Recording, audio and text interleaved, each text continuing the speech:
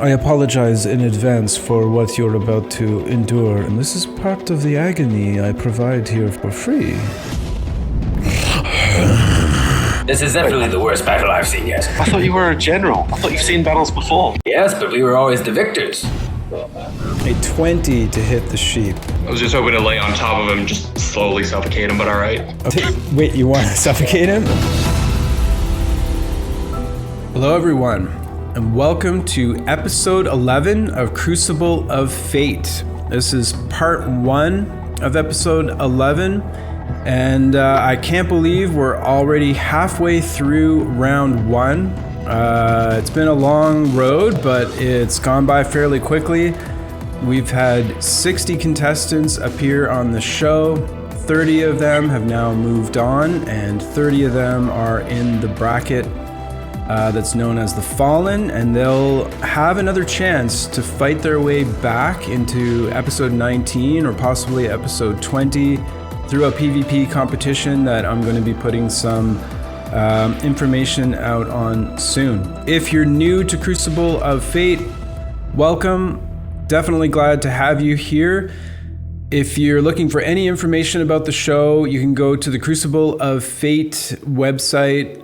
It explains what the show is all about, how to apply to become a contestant, all of the homebrew rules, and just kind of the way things work, format of the show, all of that. You can also link to our store from there if you're interested in picking up any COF merch. Next up, if you are enjoying the show and want to support it, please consider becoming a patron of mine on Patreon.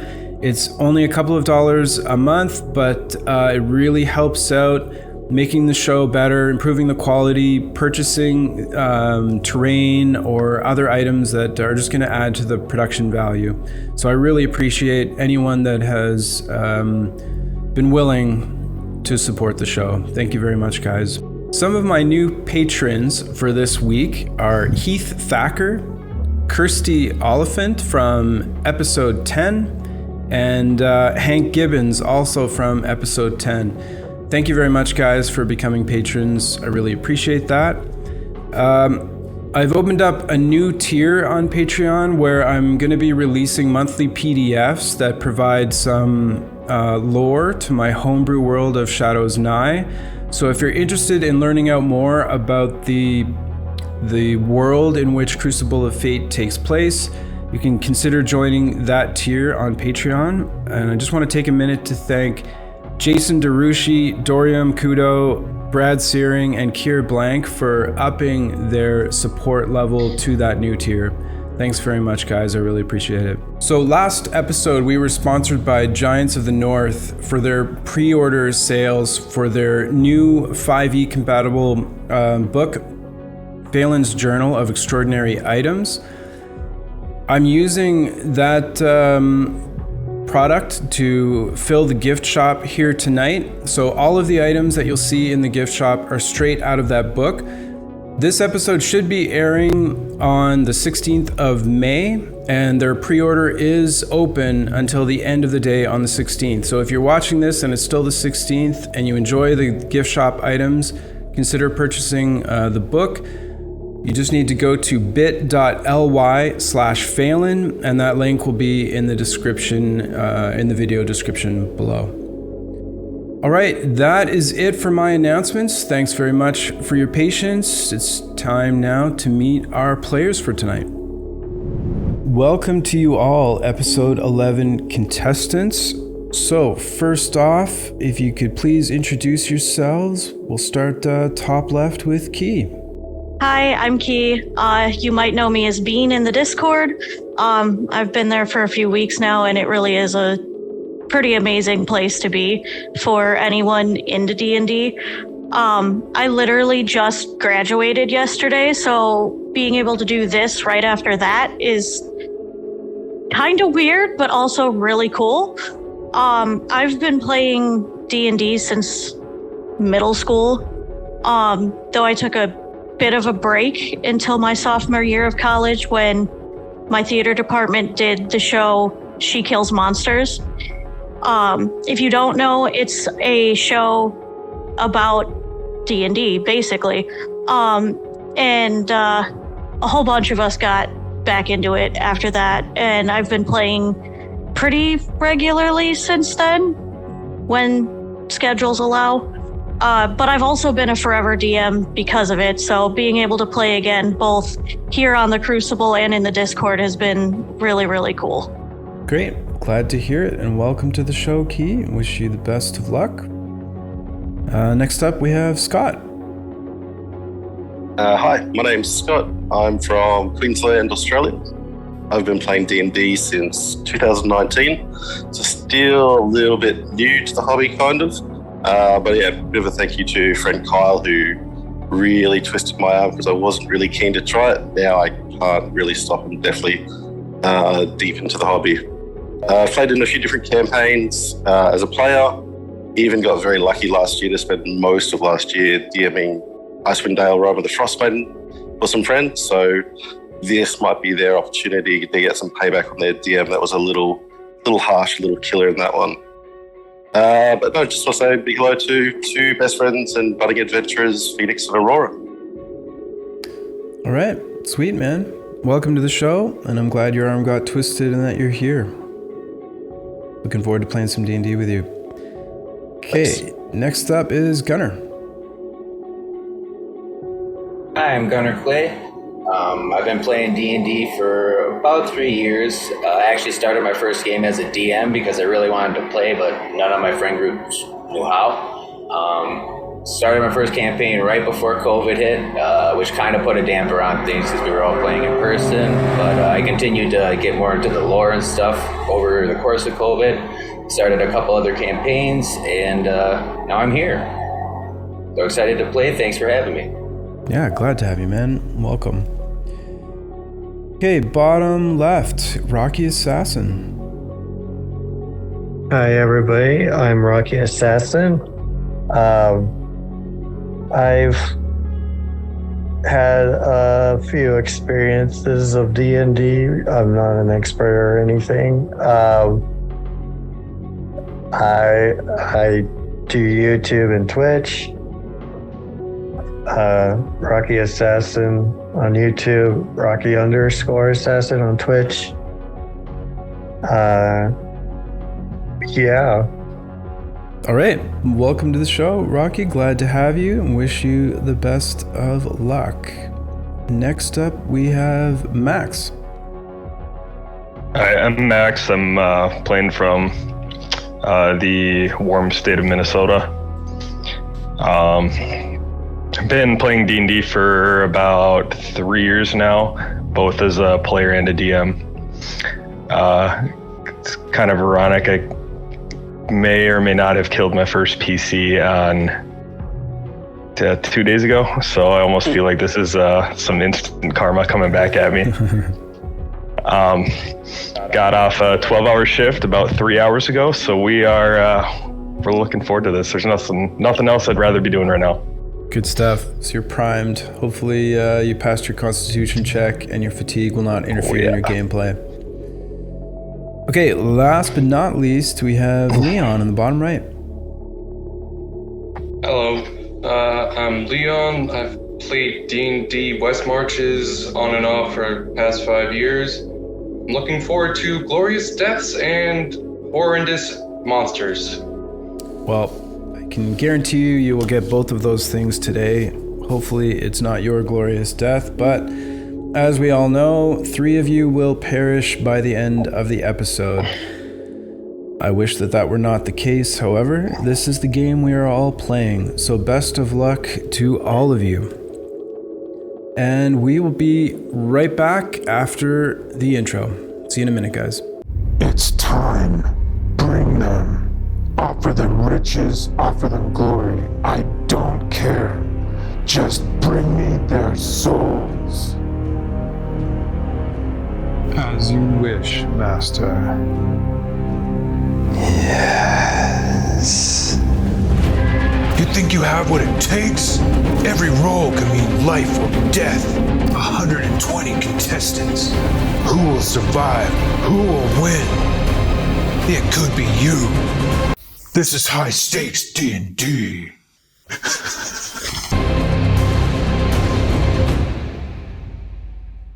Your senses begin to return to you as the blue light illuminates the ring of contestants.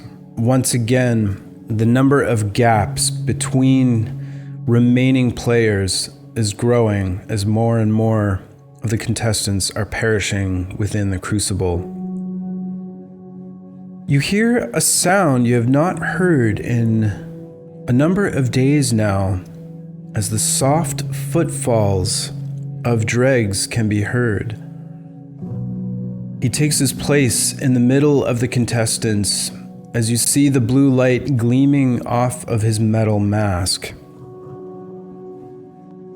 Down on the side, where the carving of exposed flesh and bone and his teeth can be seen on the mask, you swear there's a darkened area charred from the signs of recent combat.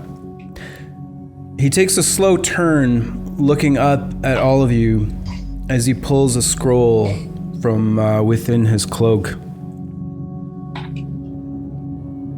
Just a public service announcement before we get going.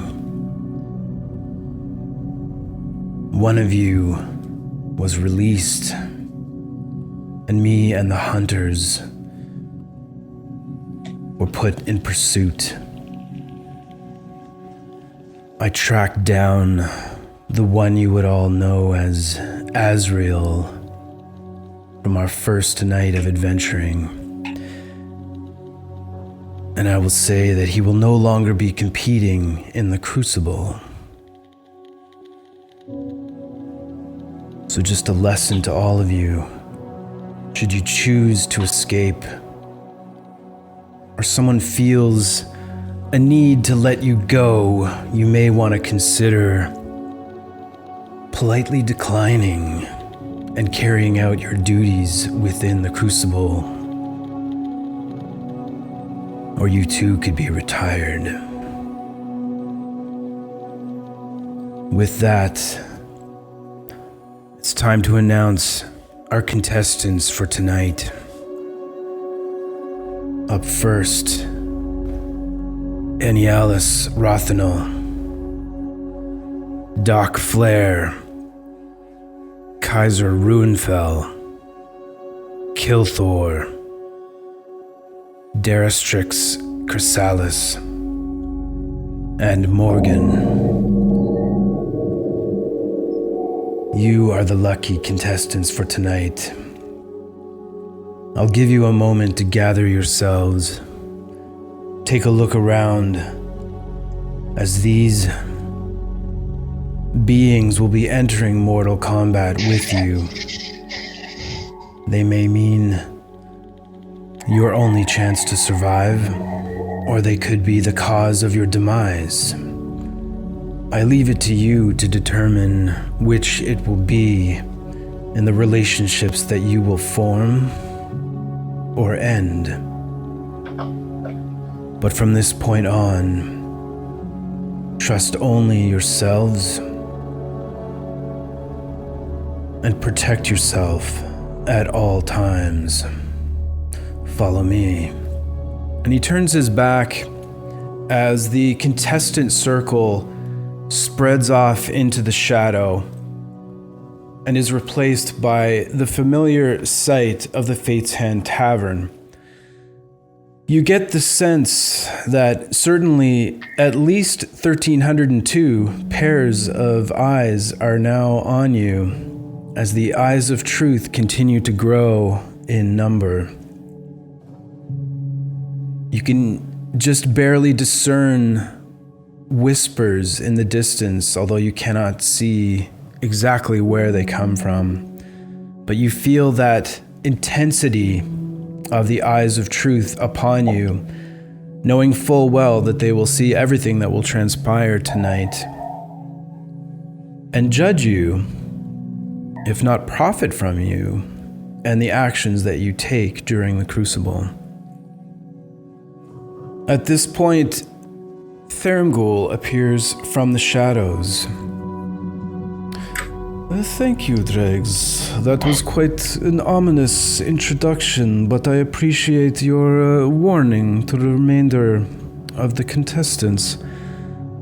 I still find it hard to believe that a mole managed to make their way into here under my very nose, and I was not made aware. And Azrael was released. A significant loss of resource, I might add, both in time hunting him down and in him no longer being part of the Crucible. I was a big fan of his. I had wagered some money on him, so there is a hole in my heart, Azrael. I digress, though, and I apologize. I do not mean to take away from the significance of your impact on the game tonight, and I am looking forward to getting to know each and every one of you.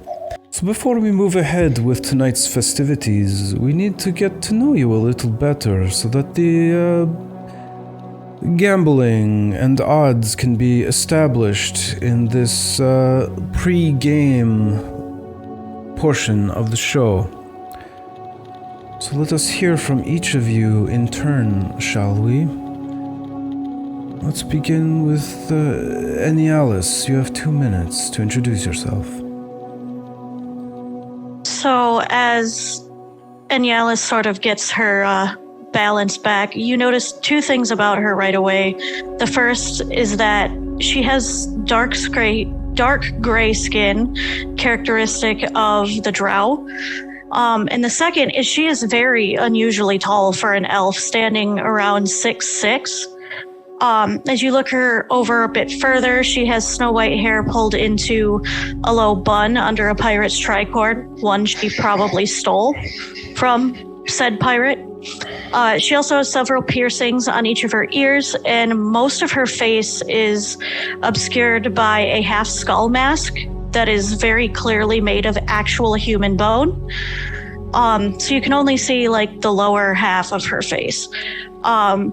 And her near metallic red eyes as they glow and reflect from the dim light of the tavern. She's also wearing a tight leather corset under a cropped black jacket. And she's got skin-tight leather pants and armored boots on. But you notice that not only does she not seem to have any problem moving within these articles of clothing, her heels are about 3 inches, which explain her unusual height. The last thing you notice kind of right away is she has a bow strapped to her back and 2 short swords on her hips. The last thing you notice is that she's wearing a blood vial medallion around her neck. And as you stare at it, you can kind of see what looks like a white shadow moving around in the blood. And then all of a sudden, it kind of disappears and reasserts itself as a figure, a white translucent figure next to her, kind of in the shape of what you would guess is either a dragonborn or a lizard folk. And you can, if you can understand Draconic, you can faintly hear it say, "Ugh, now what have you gotten yourself into, Enialis?" She just scoffs and shakes her head. "Be quiet, Adrix. I had no way of knowing the witch was going to send me after a child demon. Besides, this can't be any worse than trying to escape the quarry prison. And I won't have you slowing me down this time either." She then kind of looks at the others for a moment and realizes they're staring and says, "What? Have you never seen a woman speak to a ghost before?" Meh. The figure then kind of scoffs back. "Be careful. You don't want to alienate a potential friend." "I don't need friends, Adrix. If you'll remember, the last one got himself killed." She then looks around once more, and her eyes land on Theramgul, and she sighs very heavily, in a matter of disappointed, but not at all surprised. "Of course, here I thought being forced to fight for your high elven fanatics and entertain you all was bad enough, but somehow it seems fitting that I would be fighting here for your entertainment yet again. Well, I'm happy to have you here, and I look forward to you fighting again for us. I'm glad that you brought a +1. Wasn't on the invitation, but hey, you're welcome here, friend, as well, as long as you don't interfere in the game in any way. Let us... Let's just get this over with. Indeed. Doc Flair. Yeah, so I'll start to stand up. You notice late 30s human. You can see there's a bit of wear and tear on his face. Like, there's more stress and strain than, you know, what you would expect for a late 30s. Heavy salt and pepper beard, but then wrapped underneath is just like a heavy military-style neck scarf. Other than that, very plain dressed. Sensible walking trousers, boots, white button-up shirt, all house, just a duster's travel jacket. Again, little bits of fray. Maybe there's a button missing here and there. Definitely not in pristine condition. And as he's getting up, he'll look around, find his walking stick, start to stretch up, and you could audibly hear the cracking of just his knees and back as he's riding himself up. Finds his green backpack, slings it over both of his shoulders, and just starts to really take in as much as what he can see from the Fate's Hand Tavern, trying to just work out the geometry, the angles. This doesn't seem right there, Uncle. I thought I knew what evil and sin were, but watching from stasis, watching the souls compete, for what? Entertainment? There have to be some sort of twisted, abhorrent engineer to come up with this place. I was trying to help people. And he just starts to look around and just try to take in the sort of shifting walls or shadows. Just, it doesn't make much sense to him as he's looking around. Well, Doc, you will have an opportunity to help people here. I mean, all of these fine people with you at one point or another tonight, some of them will certainly need your help. The question is, will you give it?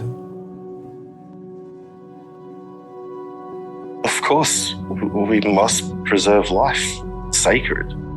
Even at the cost of your own.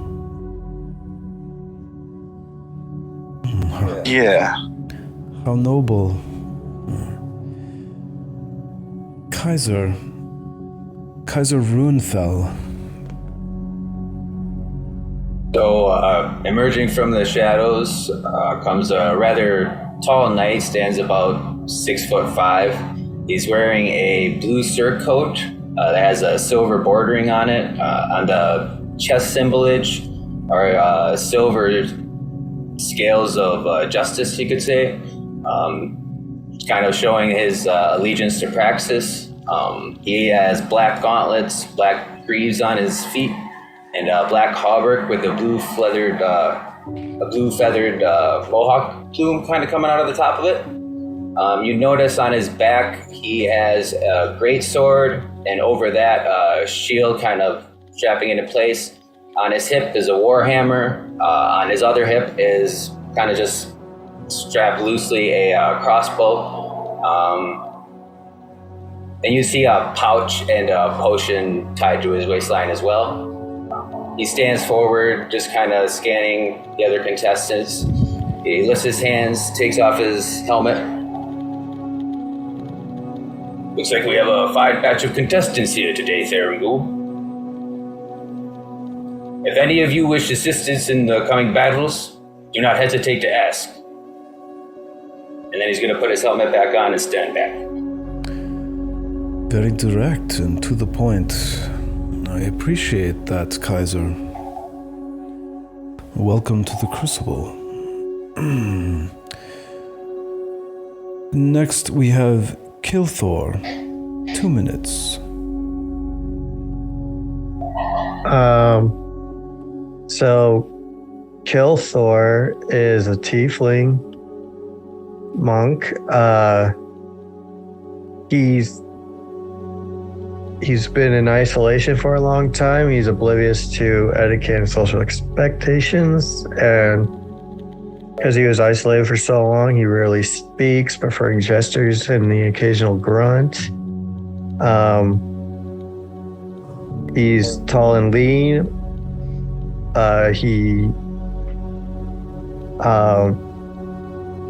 His hair is jet black. He has red skin, pretty simple. He has gold eyes. Rarely blinks during moments of deep concentration, and he has loose-fitting monk clothing, pretty traditional. He's got a bow staff on his back. Got a headband to keep his hair out of his face. Yeah. And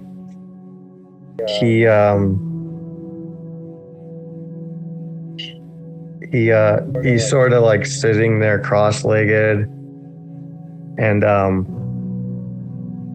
sort of looks around a bit confused, like, why is he here? But also like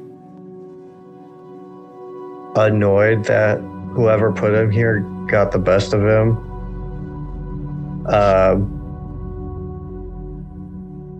And he sort of like looks at sorry, what's his face? The host dude? Thermghoul, it's nice to meet you, Kilthor. He sort of just like gives him dead eyes, like just stares at him for a second and then goes back to like a sort of meditative sort of thing. A man of few words. I understand. You must be all action. I can't wait to see you in the games ahead, Kilthor. Welcome to the Crucible. Next, let us hear from Daristrix. Daristrix stepped forward out of the shadow. You see in the dim light he has like a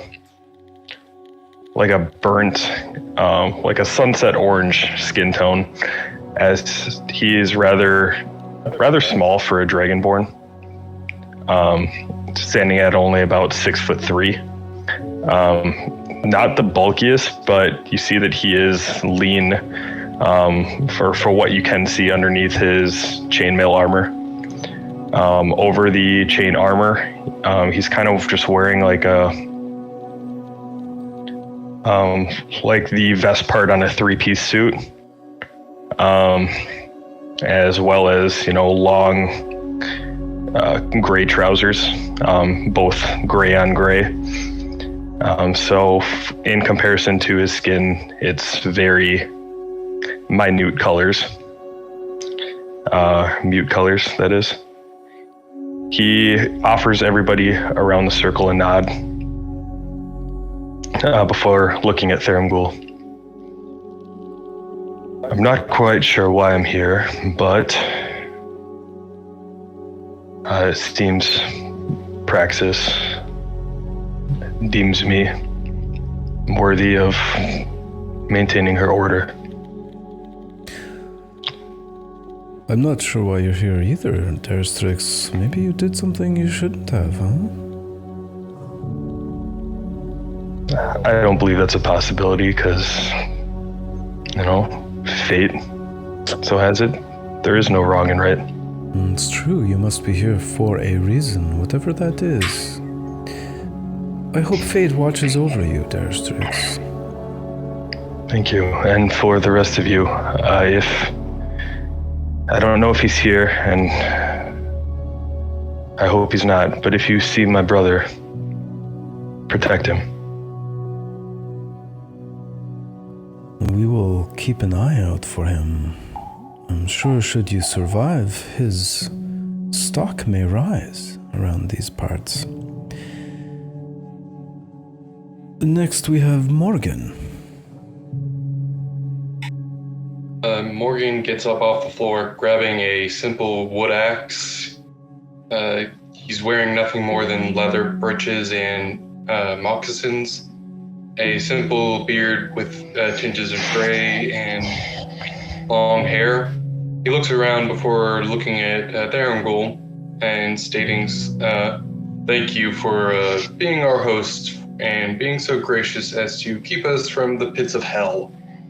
You're welcome. I appreciate your gratitude. I also gave a gift to each and every one of you. I don't hear a lot of thank yous for those. I was more than sure I was bound for the pits. I think this is a tad bit better than that. Once more, thank you for both the gift and the rescue /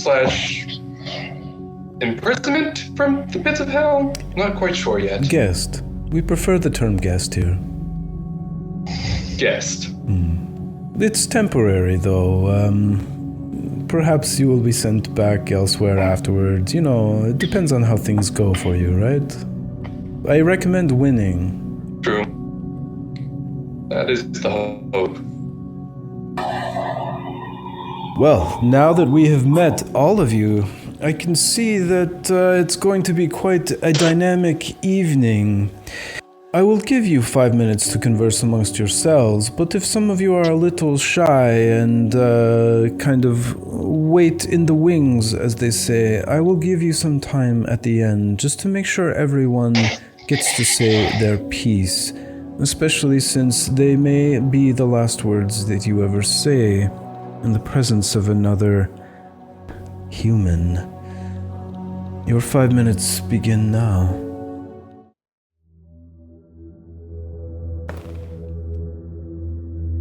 Well, it's a pleasure to meet all of you. I'm sorry that it's these circumstances, but There are it seems far there's... worse circumstances to be under, no? You're certainly right. There are worse situations than this. I can't think of many off the top of my head, but... You could be slaves to elven fanatics. Sure. But we wouldn't be in the abyss in an arena for the entertainment of a madman. He's not so mad, for the most part. He, at least, is not completely heartless. True. He's captured close, us. He's but not- captured us and kept us asleep and made us watch as thousands of other people have been killed. And yet he does not- heartless. There are, I mean, Tell me, however, have you seen him abuse children? No? Then he I hope cannot not. be as bad as the people who imprisoned me back in the material plane. Sure. at least he doesn't burn villages, at least not that I've seen. I hope not. We haven't been here long enough. I hope I don't see it. This is just all bad. Wasn't that contestant Ellison a child? As I recall, Tharangul had no problem throwing him in the contest. He did, actually. He was regretful that Ellison had to be here, but he can't break his own rules, mainly because he didn't create them. Putting an awfully lot of trust in the host of these games. I have prior experience with him, so I would know. I'm just glad not to be, as once more, in the pits of hell as I should be. Are we just going to gloss over the fact that she has prior experience with Tharangul? It matters Wait, not, what? just as long as she understands that for now we have to work together. Later, we will try to kill each other. Sure, you've been under such circumstances before. Wait, what? You know Tharangul? Not as intimately as some, but I know of him, yes. You have to understand, I grew up in a quarry prison surrounded by elven fanatics that worshipped Thavern. They thought of forcing us all to fight for his entertainment would earn them some sort of redemption in the abyss. I made sure they all burn in the pits of hell. That would also explain, if you will, why Adrix continues to follow me through this damned vial. But that's a story for another day. Have you tried to eat him yet? He's a ghost. Explain to me how I would eat a ghost. Open the vial, drink it? Yes, and then he would possess my body. No, thank you.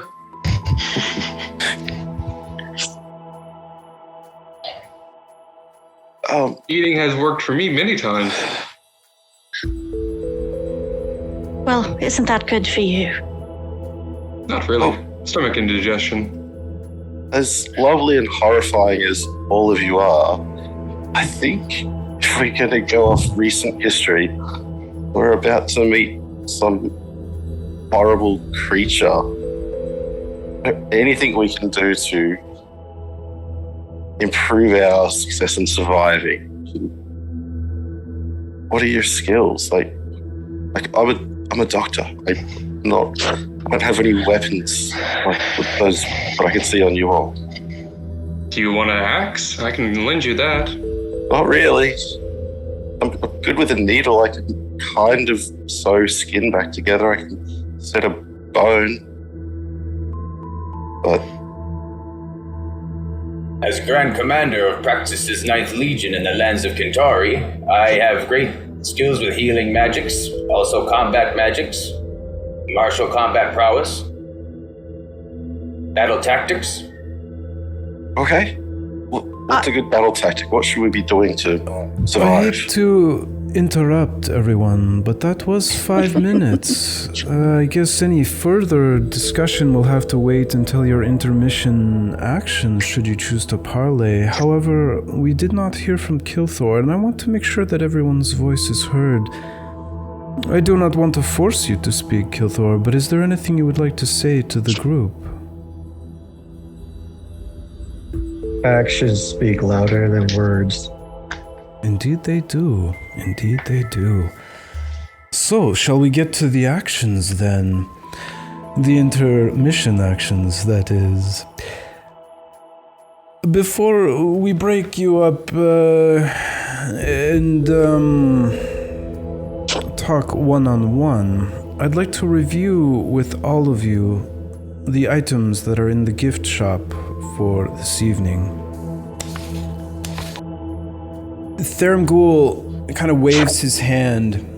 The gift shop apparates around all of you, and you can see the glass display cases with some items in each.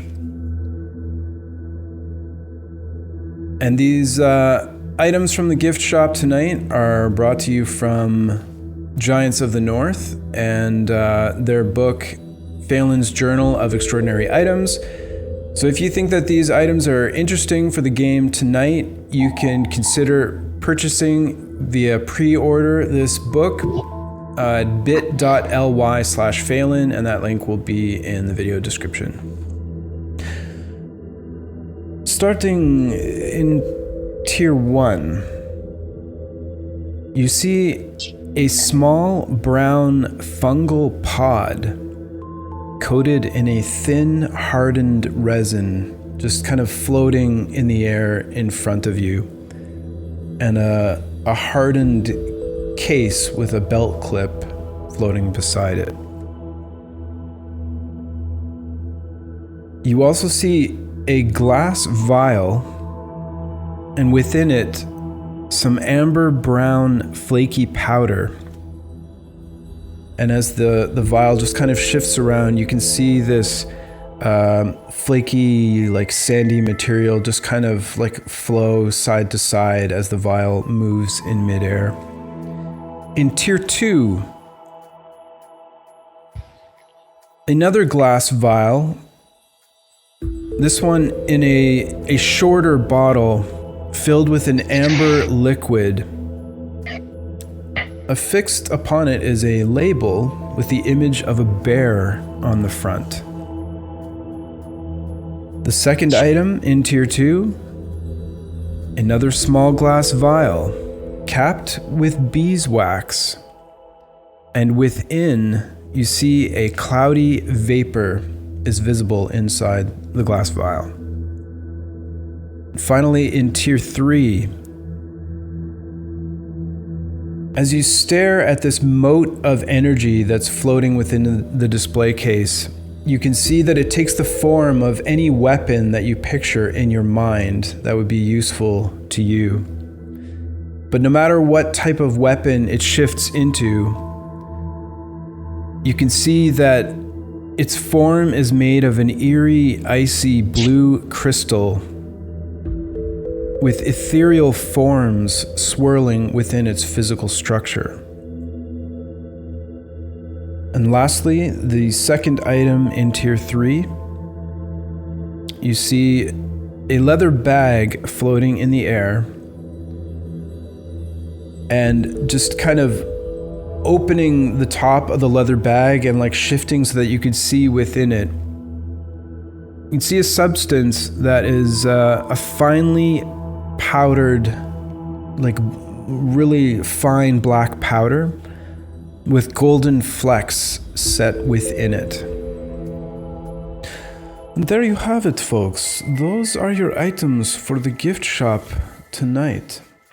It is now time to determine our intermission order. So we will go one at a time. If I could please have Nialis, if you could roll your initiative. Nialis is a 9. Yikes. Next up, Doc. 17 for Doc Flair. Kaiser. 21. Kilthor. 6. Darestrix. 13. And finally Morgan. 20. Greetings, Kaiser Runefell. You are up first in the intermission actions. What would you like to do? I would like to visit the gift shop. Very well. The gift shop apparates before you out of the shadowy mist as you once again see all of the items that were just described to you earlier. What has caught your attention, Kaiser? The ethereal blade in Tier 3. Are you committing to purchasing this weapon? I believe I am. And I will take the consequences permanently. Permanently. Excellent. In that case, to the wheel of consequence we must go.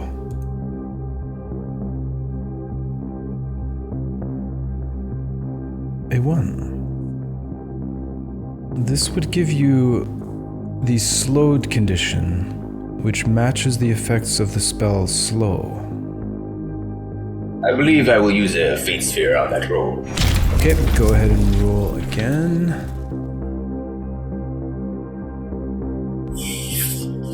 11. With an 11, you lose 1 spell slot from your highest level that you can cast. Very well. Then your second consequence, please. A 6. Shamed. This is a homebrewed condition, so any charisma-based checks would be at disadvantage. I find your term is acceptable. Very well. Then your third roll, please.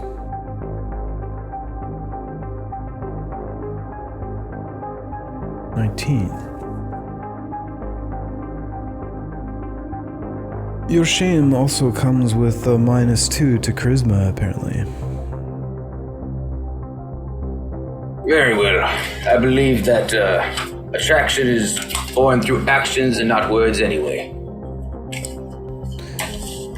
In that case, the blade is now yours. Tell me, which form shall it take? I would like it to take the form of a greatsword. And this is a greatsword +1.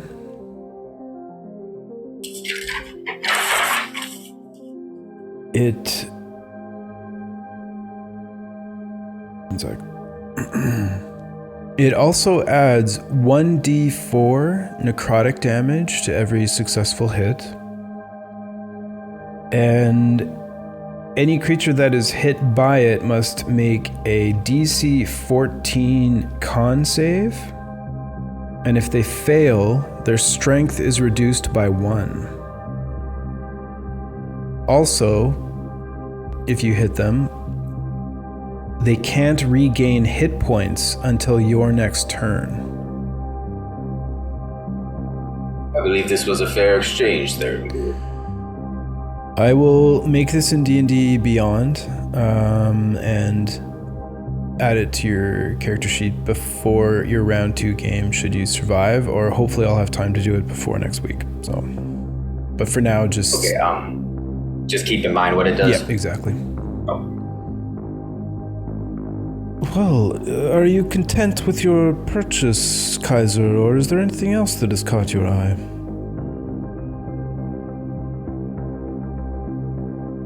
May I visit the mundane shop as well? You may indeed. You can purchase anything you would like with your gold. Well, actually, I find myself born with an extra set of armor that I no longer require, and I just wish to be rid of it. Then you get half the listed GP value for it. Yep, so I have a set of chainmail because I used my gold to purchase flint mail. So I'm just gonna sell the chainmail. Okay, sounds good. Does that conclude your shopping, Kaiser? It does. In that case, I wish you good fortune in the game to come, and I hope that fate is watching over you indeed. Lord of Fate watches over us all, Farambu. Some more closely than others, I think. Greetings, Morgan. You are next for your intermission action. What would you like to do? I believe I would like to visit the archive. The archivist. Very well. Just one moment, please. And, suddenly you find yourself in front of a great archway, and within, as you kind of half float into it and it forms around you, you can see on the left massive piles of bones, and on the right many full stacks of tomes and various other forms of books and scrolls and all sorts of literature as far as the eyes can see. The humanoid form of the archivist emerges out of the shadow, his gray skin and sunken, milky white eyes, and his tentacles hanging from the front of his face. He seems to float towards you. Morgan, I am curious what you would call of me or ask of me in a pre-game intermission action. I was curious if our gracious host answers to some form of master or no, and if that master has a name. We all answer to some form of master, Morgan. This type of information is very closely guarded, you see. But you could give me a persuasion check. I'm gonna say at disadvantage on this one. That's not what I intended. It's okay. First one's a 14. And then a 9. I am afraid my knowledge cannot be given out for next to nothing, Morgan, and this is very sensitive information you seek. I figured I would try at least. Anything Thank you. else that you would like to ask of me? Yes. Do you know the master of the last creature, the pet that ran loose? You are asking some very touchy things here. These are great supporters of the Crucible, and should their names be released, it would cause them great amounts of embarrassment, you see.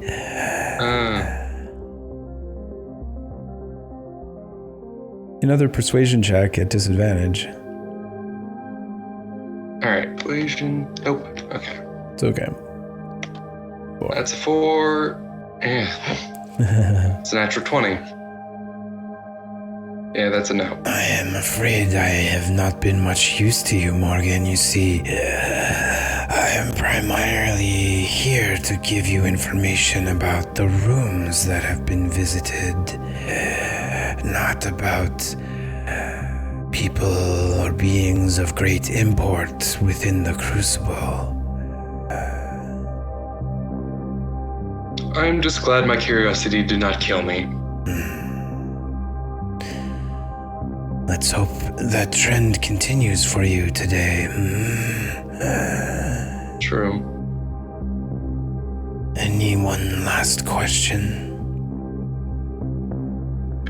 These bodies, were they used as material for your glorious collection of books, or are they just there for decoration? You mean the bones? Yes. They once had flesh and blood upon them, no? At one point they did, but these bones are delivered to me at a time when someone within the abyss perishes. This way, we have a means of tracking and cataloging their lives while they are trapped down here with us. Okay, thank you. It beats a decimal system, huh? True, that has always been hard for me. Never understood books, but hey, at least I have you to read them for me. I do enjoy reading a good story. Perhaps one day I will have a bone of yours to read. Hopefully not anytime soon. Best of luck, Morgan. Thank you. And with that, the archives dissipate from around you. And that concludes your intermission action. I will see you shortly. Greetings, Doc. It is... Whoa, where am I going with this voice? Greetings, Doc. It is nice to see you again. It is your turn for your intermission action. What would you like to do? Thanks, Theron. Cool. I don't know, like it. You don't like me? I know that this. I do like you, or at least I think I want to like you, but this whole place is just so strange. But I know we need to fight or survive this creature that we've got coming up. I'm assuming we're not going to go bake cupcakes or anything, are we? No, I mean, maybe if the creature is into cupcakes and wants company, but I doubt it. I mean, it really depends on what is rolled. Fate will decide, not me. In that case, I think I should go shopping. Shopping? See what this store has. Very well.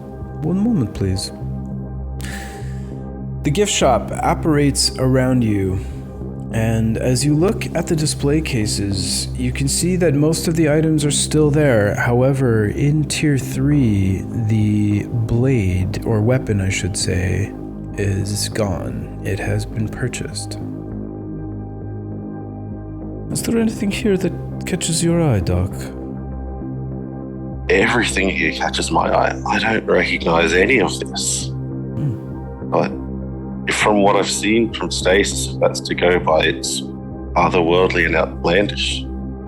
Can I have a look at that bag over there? The black powder or soot that's in there? For sure. The one in Tier 3, you mean? Yes. So as you look at it, you can see that it's a small leather bag or pouch, and within is a finely ground black powder with flecks of, it looks to be like sparkling gold color, not necessarily gold per se, but yeah. Sort of catches the light. Indeed.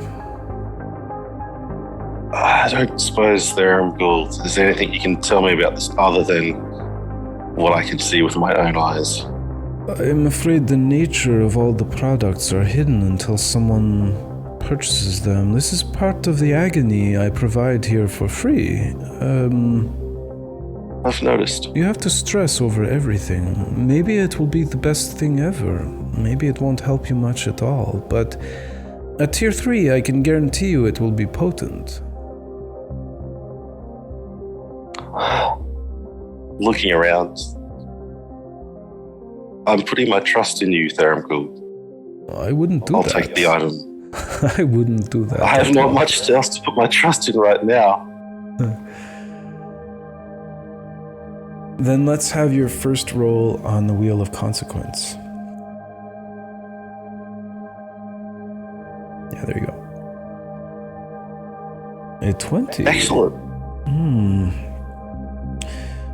This would be a -4 to your initiative.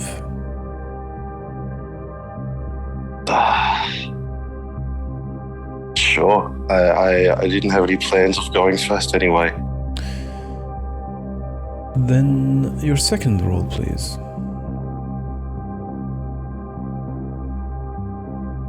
19. -2 charisma. I didn't feel like I was going to have many conversations down here anyway. I've enjoyed your company so far. I appreciate that.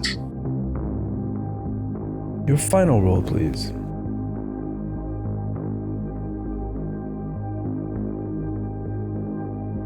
Ooh, extremes.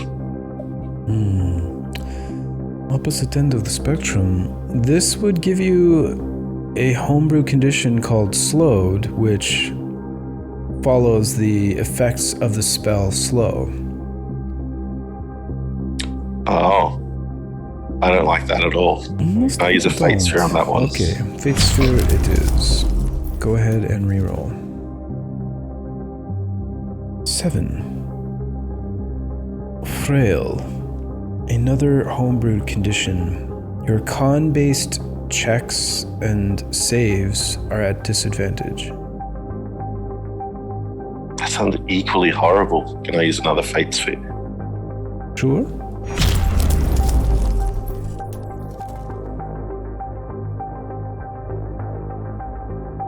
Oh, Doc, 13 is the second instance of Slowed on the board. Slowed. Fates don't like me. I'll burn is that 3 or 4 now? Fate Spheres. This will be 3. 3. Yeah.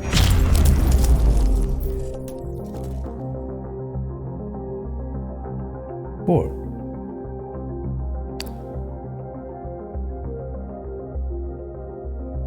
Arthritic. Any strength or dex-based checks are at disadvantage. This does not include saving throws or attack rolls.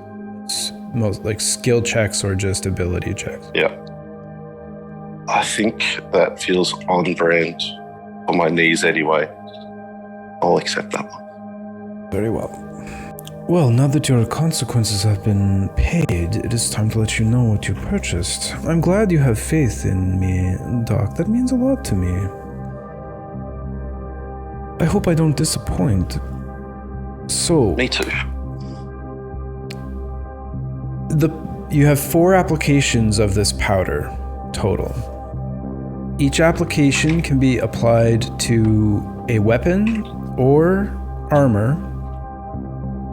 If you apply it to a weapon, it deals an additional 2d6 lightning damage to each successful strike. If you apply it to your armor, every time you are hit, the attacker takes 2d6 lightning damage. But every time it's activated, you need to roll a d6. And if you roll a 4 or higher, the effect remains active. But if you roll a 1 to 3, it dissipates. The final thing that this does is an ability called Jumpstart. So if you have this active on your armor, at the time that you are perhaps reduced to 0 hit points, it immediately jolts you back to life at 1 hit point.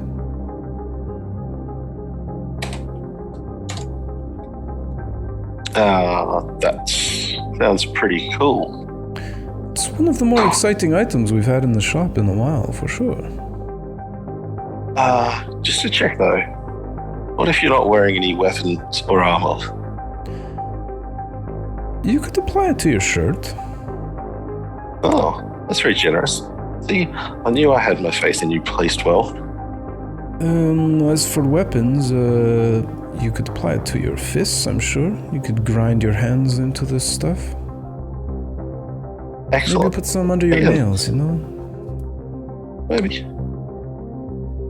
That makes sense. Might hurt a bit. Thank you, Therinville. I appreciate it. My faith is placed well. You're welcome. Anything else you would like to purchase, Doc? I would love to, but I'm just feeling too achy. My knees, they're just a little too arthritic at the moment. It's the humidity down here. I feel it. We all do. Then I guess that concludes our intermission action, Doc.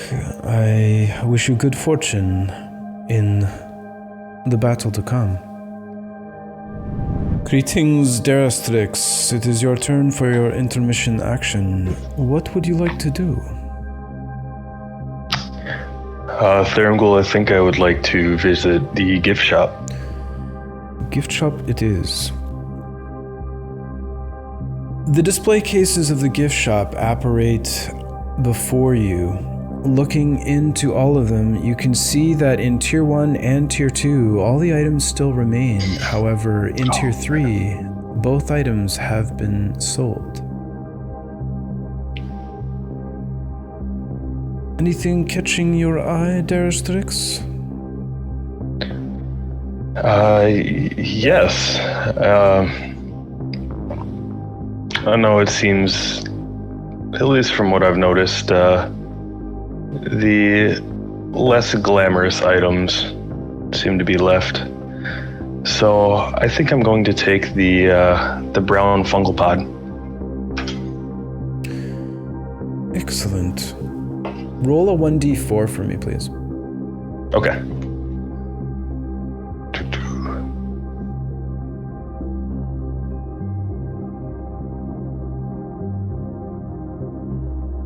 One. Okay.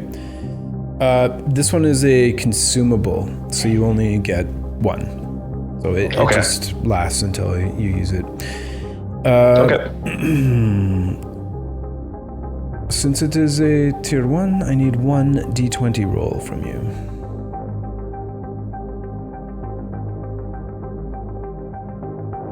A 6. The Wheel of Consequence has assigned you the Shamed homebrew condition. So any charisma-based checks would be at disadvantage. and this includes charisma saving throws. Okay. You're good? I think I can live with that. Very well. You're the proud new owner of a... Wait, I'm gonna just look up one quick thing here. Making sure you say things right. People take notice when you don't. You're the proud new owner of a virulent puffball. As an action, you can throw the puffball up to 20 feet as a ranged improvised attack. So that means D20 plus Dex. Okay. Without proficiency. It shatters upon impact. It creates a 5-foot radius sphere at the point of impact, and anyone within that radius has to make a DC 15 con save. If they fail, they take 1d6 poison damage, plus 1d6 poison damage at the start of each of their turns until they make the save. The interesting thing about it is on a fail, on like a subsequent turn, so if they fail their next attempt at the saving throw, then any creatures within 5 feet of them must make the save or become infected as well. Oh, okay, so it's kind of a chain reaction type deal? Exactly. Okay. Anything else you would like to purchase, Daristrix? I don't believe so. I would like to sell a few things to you if that would be okay. Yep, so any of your inventory you can sell at half price according to the prices in the PHB. But if you're not planning on buying anything else, I trust you to do that on your own. Yeah, I'm just selling 2 greatswords. Okay. Right. Sounds good. And I do not believe I wish to purchase anything else. Very well. That concludes your intermission action, Daristrix, and I will see you shortly. Greetings, Enialis. It is your turn for your intermission action. What would you like to do? And before you tell me, I just want to say, I cannot be held responsible for the actions of a misguided few who may or may not have worshipped me without my permission, I might add. Well, you can take comfort in the fact that I never said I blamed you. I'm just not particularly happy to be here in front of you. I can understand this. It's a common thing. I'm used to it. So before she can say anything else, Adrix sort of appears again next to her. Though Theramgol can see like how he looked when he was still alive. He's not just a white shadow to him. And with a smirk, he says, "You know, he almost looks as if he could be your father." And Enialis just kind of stares at him and then shakes her head very quickly. "Don't be ridiculous. No child of Theramgol would have been treated as anything less than a messiah by those blasted freaks. Besides, I certainly wouldn't have walked out of there with this." And then so she removes her mask as if to remind Adrix about all the extensive scarring over her face. She then puts the mask back on and shakes her head again. "Ignore him, if you don't mind. Clearly he's bored and looking to piss me off. That said, I wish to go to the gift shop, if you please." He does make a point, though. You've learned some valuable, if not difficult, lessons, and you seem to be quite a confident person, despite the trauma you have endured. My heart goes out to you, Enialis. Somehow I don't know if I truly believe that, but it's kind of you to say regardless, I suppose. What would you like to do for your intermission action? I wish to go to the gift shop. Very well. The display cases appear before you. You can see that all of the items from Tier 3 have been sold already. And within Tier 1, that fungal pod has also been sold. So just to recap, there is the amber liquid in the short glass bottle with a bear on the label. Sorry, that's Tier 2, my bad. So the Tier 2 short bottle with the bear label. And then also another small glass vial capped with beeswax with a cloudy vapor within it. Those are the two Tier 2 items. And then in Tier 1, what remains is a glass flask with amber brown flaky powder within it. Does anything here catch your eye? I would like the beeswax vial, please. Very well. Being a Tier 2 item, I need you to roll your first d20 on the Wheel of Consequence.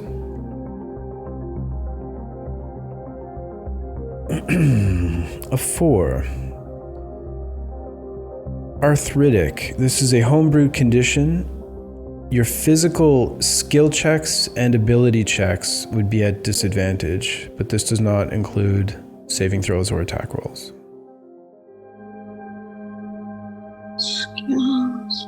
And saves, you said? Yes. So strength or dex. Okay.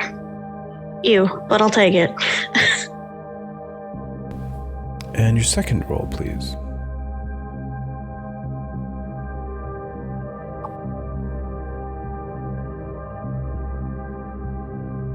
Six? No. Yep. 6, okay. Shamed. Your charisma-based checks and saves are at disadvantage. Alrighty.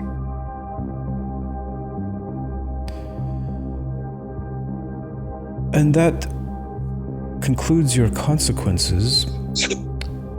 Would you like this for one game or the entire episode?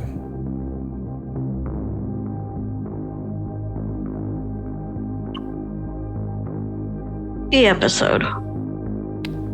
Very well. This item is referred to as Berserk. It has multiple effects. First of all, your speed is increased by 15 feet, so your base walking speed is increased by 15. Any non-magical bludgeoning, piercing, or slashing damage is reduced by 1d4, so just remember if you take that type of damage, you can roll a 1d4 to reduce it. And that's bludgeoning, slashing, and piercing? Non-magical, yeah. Okay. You can also add 1d4 to any strength and dex checks and saves. It helps offset that arthritic condition. It also adds 1d4 to saves versus charm or frightened, so that helps with your shamed. And then lastly, you also gain 1d4 temporary hit points at the start of each round of combat. Is there anything else you would like to purchase, Anialis? No, that is all. Very well, this concludes your intermission action. Good luck in the battle to come. Thank you. Greetings, Kilthor. It is your turn for your intermission action. What would you like to do?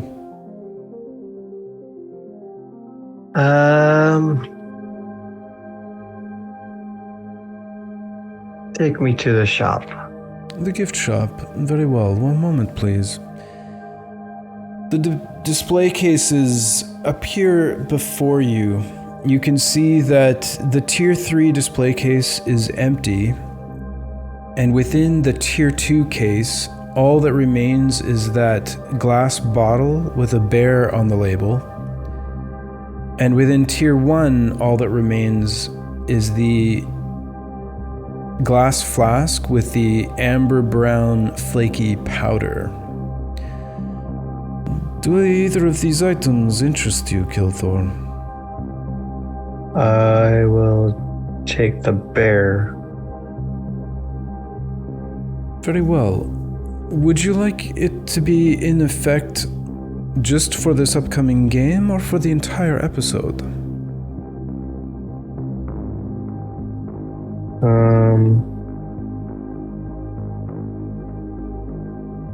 The entire thing. A man of commitment. I like it. In this case, being a tier 2 item, I need you to please roll your first d20 to determine the consequence.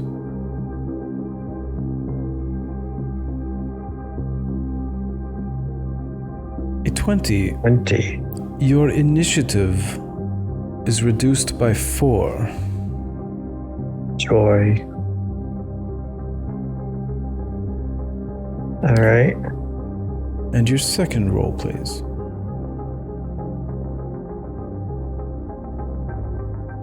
3. This is a homebrewed condition called hampered, so your attack rolls are at disadvantage. Alright.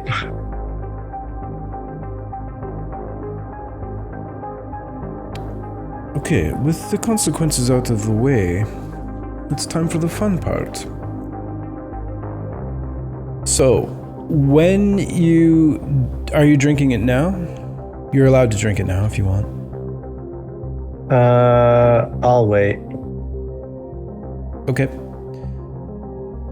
Although I guess there's no benefit in you waiting because it'll last for the whole... Oh, does it? Yeah, you chose to have it last the whole episode, so, I mean, it doesn't... If you drink it now, you don't have to wait until you're using an action later. Sure, I'll drink it now. Okay. So you're filled with an animalistic savagery and a warrior's bravado. So you have advantage on strength checks and saves, but that doesn't include attack rolls, just ability score checks and skill checks, and your saves. You are resistant to non-magical bludgeoning, piercing, and slashing damage. You also add +2 to your damage when using strength weapons.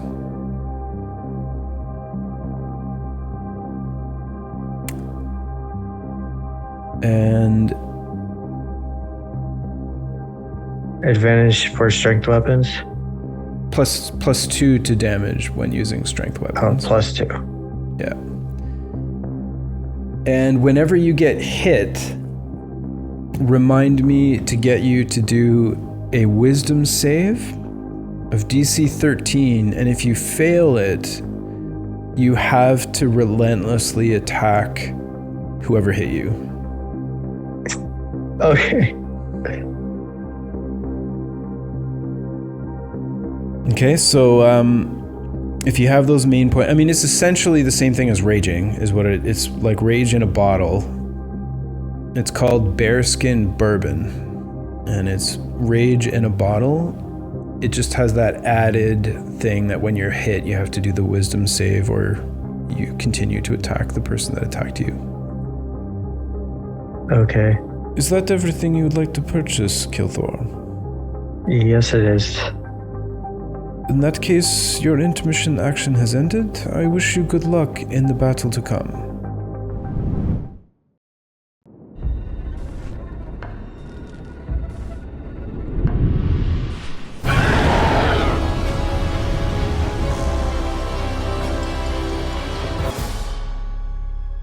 Welcome back, everyone. I trust your intermission actions were productive.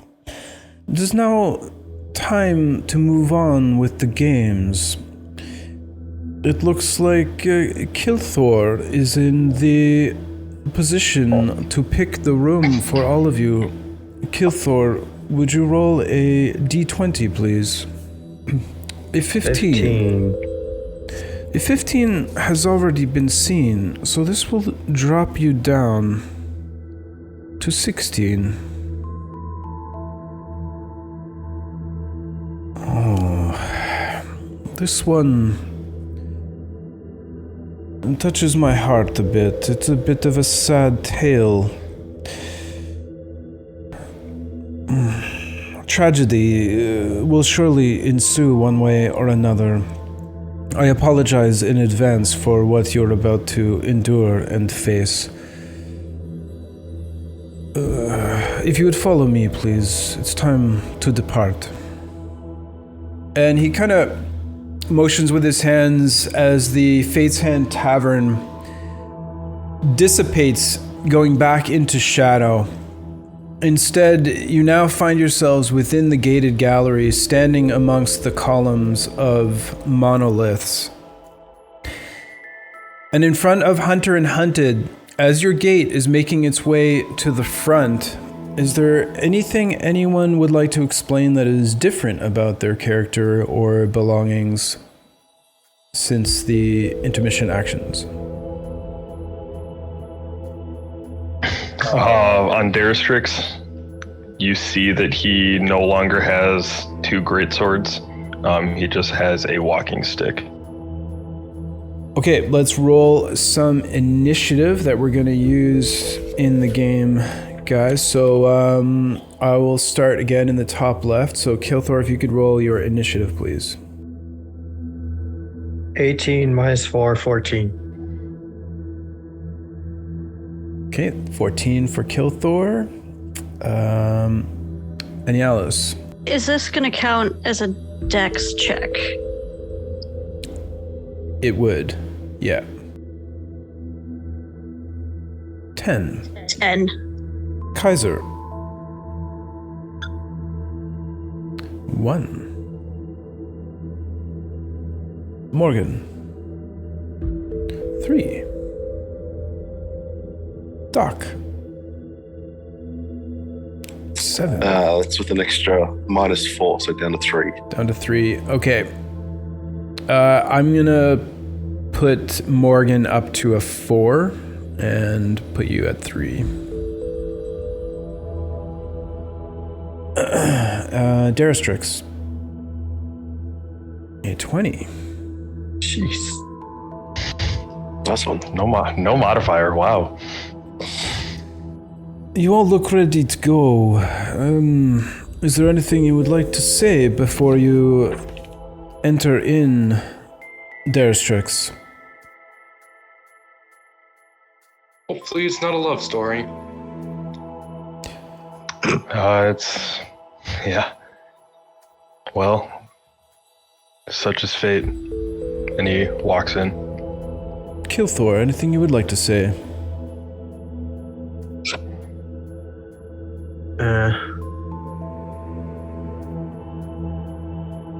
Words mean nothing when you're about to die. That's a positive outlook you have there. Any others?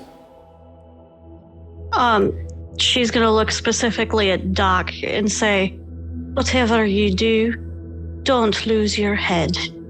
And then step through the portal. Morgan.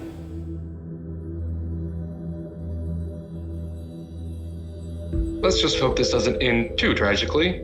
Dips through the portal. Swan dives through the portal. Doc.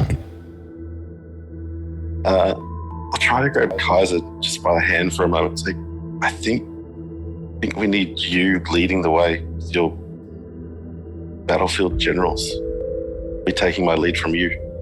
And I'll make my way through the portal. And Kaiser. See you in the next round there. I'll step through the portal.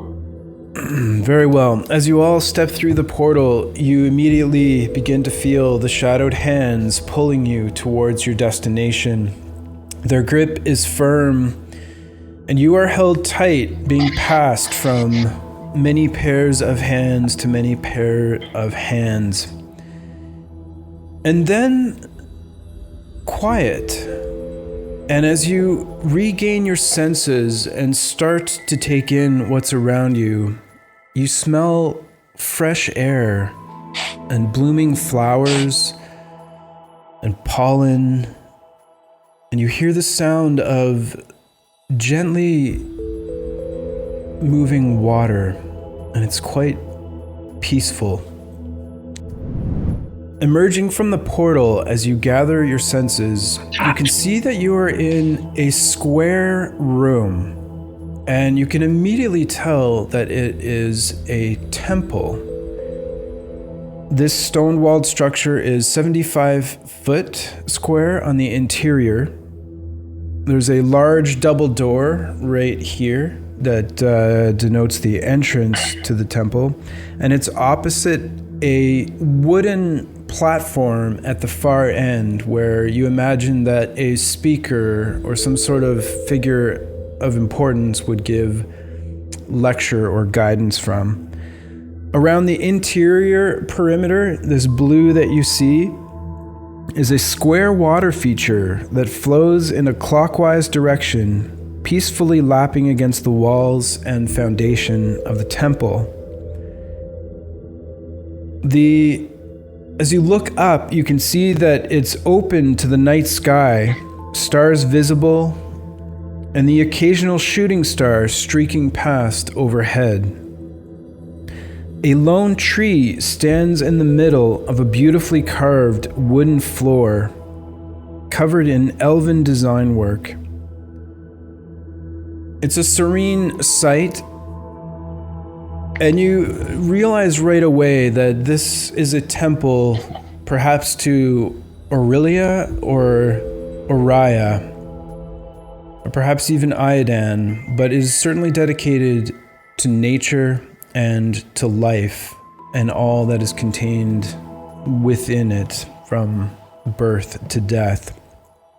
And as you start to relax for but a moment and take in the peacefulness and serenity of the scene around you, the wall on this side explodes inward dramatically, scattering stones across the floor in front of you, and you can see now the source of the damage as a massive demonic minotaur breaks its way through onto the battlefield of this temple with you all. I didn't get a chance to finish painting it, so I'm calling it an albino minotaur. Just do a quick pan. So it is about the same height, just over 20 feet tall as this tree is in the central feature of the temple. I've got a bad feeling about this because when I just killed my PCs, it was with a Minotaur. So Oh no. Oh, how the tables turn. Oh, how the turntables. The hand of fate. Instant karma. Okay. Daristrix, you are up first. All right. How far are those stairs towards the water from me? So being the red paladin here in the red base, it's 5, 10, 15, 20 feet to them, and 25 you'd be on them. All right. I would like to go on them. Okay. 5, 10, 15, 20. Stay here. I'm just gonna put you up top, but you want to stay on the stairs? I was trying to get to the stairs closer towards where I started, toward the yellow mini. I see. Got you. All right. 5, 10, 15, 20, 25 would get you to here. 30 would... You know, that'll work for me. Okay. And then, let's see. I would be within 60 feet of the creature. Yes. All right. In that case, I will cast a Ray of Frost at the creature. Okay, Ray of Frost. Is that attack roll? or save? Range attack roll, yeah. A 22. A 22 does hit. Okay, so 7 cold damage. Yep, and then their speed is reduced by 10 feet as well. Okay. Until your next turn? Yes. Right. Okay, you notice that the magic does not have as much of an impact as you would normally think. Okay, next up is Kilthor. Can I stealth over to the stairs? So you'd like to move towards the stairs? Yeah. Sure. The stairs are closest to us against the wall. These ones right I want to go to. Yeah. Okay. I want to be next to it. All right, so you go 5, 10, 15, 20, 25, 30 for your base move. Do I have bonus? Do I have dash at level 3? I'm pretty sure everyone does. No, usually monks get a bonus action dash instead of an action. See, I don't play monks. Oh, you know what? Step of the wind if you want to. Yeah. Yeah, if you use a key point. Yeah. Step of the wind.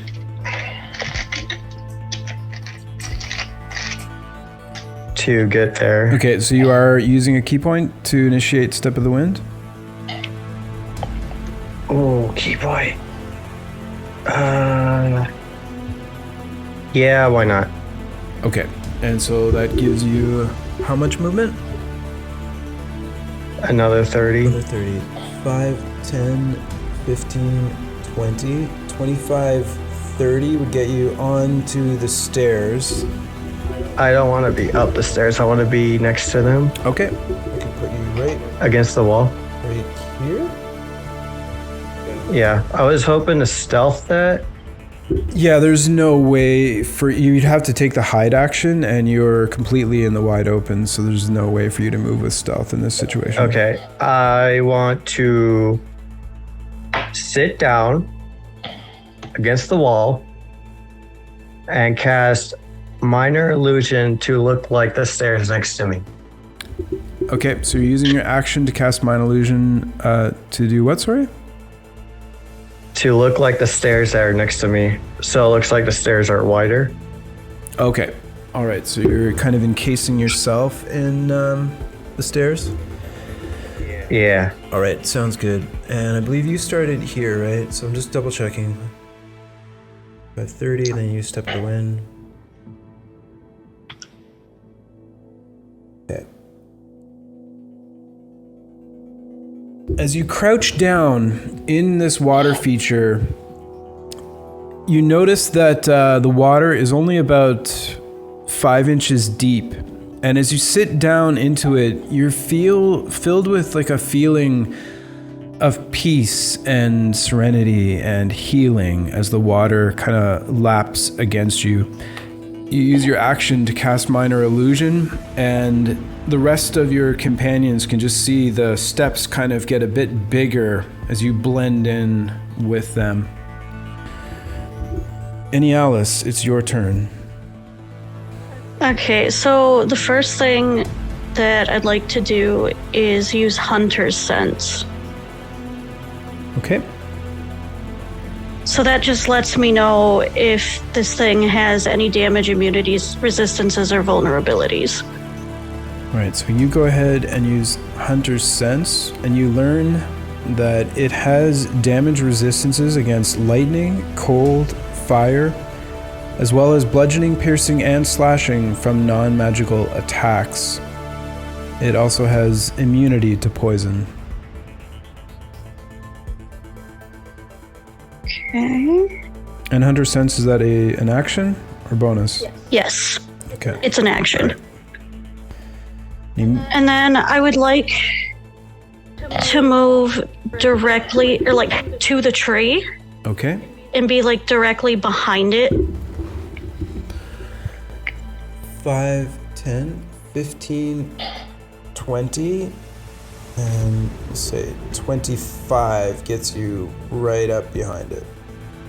Cool. And then that'll be my turn. Okay, and that tree provides you with half cover. Dope. Morgan. I would like to down the potion of fire breathing. Okay. As an action. Yeah, it's only a bonus action in Crucible to drink a potion, so bonus action. Okay. Fire breath. Okay, and then I would like to move forward. You said the monster was like how far away again? He's about 60 feet from you right now. Okay, so I would like to move my full 30 feet towards it. Okay. Straight line. 30 gets you right there. And now it's within 30 feet of me. Yep. Then I'm going to use the potion of fire breathing to breathe fire upon it. DC 13 dexterity save. Okay. And breathing fire, is that typically a bonus with that potion? Hold on. After drinking this potion, you can use a bonus. No, that's okay. No, I don't want to restrict you. You could choose to drink it as an action and then use your bonus to use it. So, is it a dex save for him or a targeted attack from you?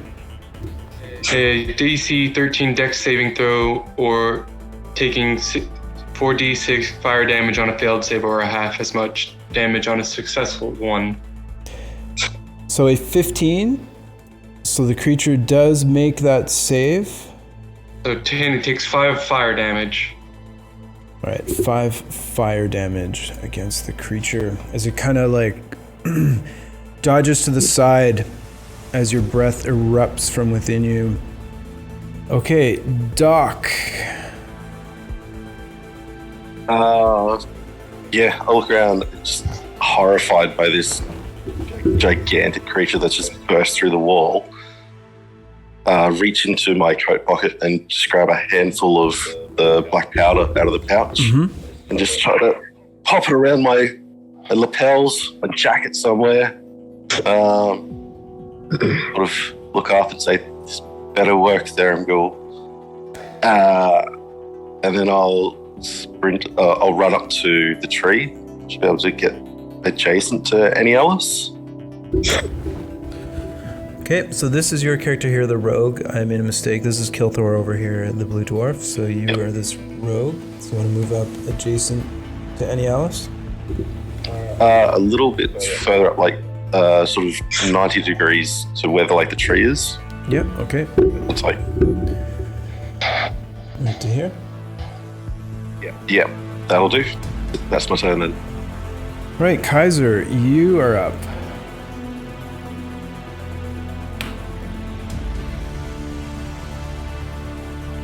So Kaiser's gonna pull this potion of Hill Giant Strength from his belt and drink that as a bonus action. And then do I need to adjust that on D&D Beyond or just remember that it's...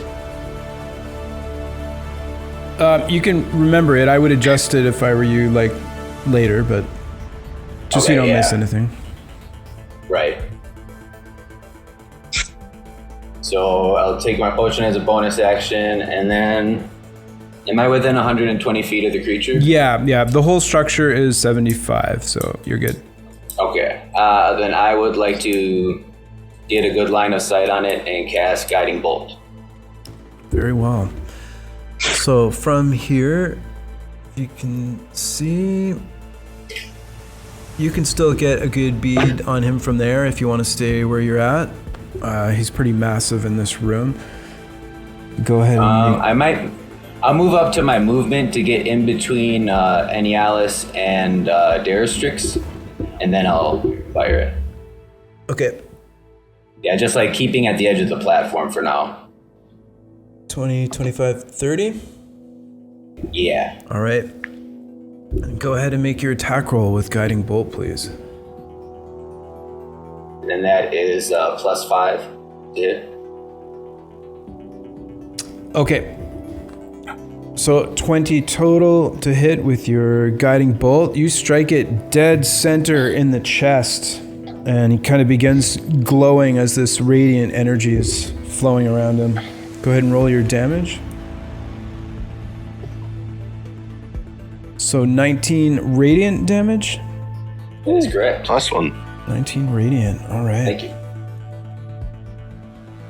So I'm gonna pull out my fancy new blue sword from my scabbard, pointing it at the creature. It begins to glow with golden energy. And I'm gonna say, "Fate guides my hand, beast!" And then what looks like a giant hand, like a giant minute hand of a clock, apparates around my blade and then spears into his chest.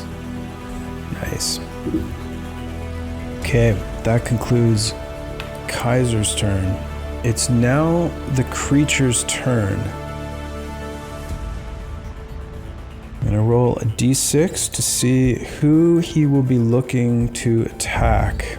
That is a 6, so the attack would be coming at Morgan.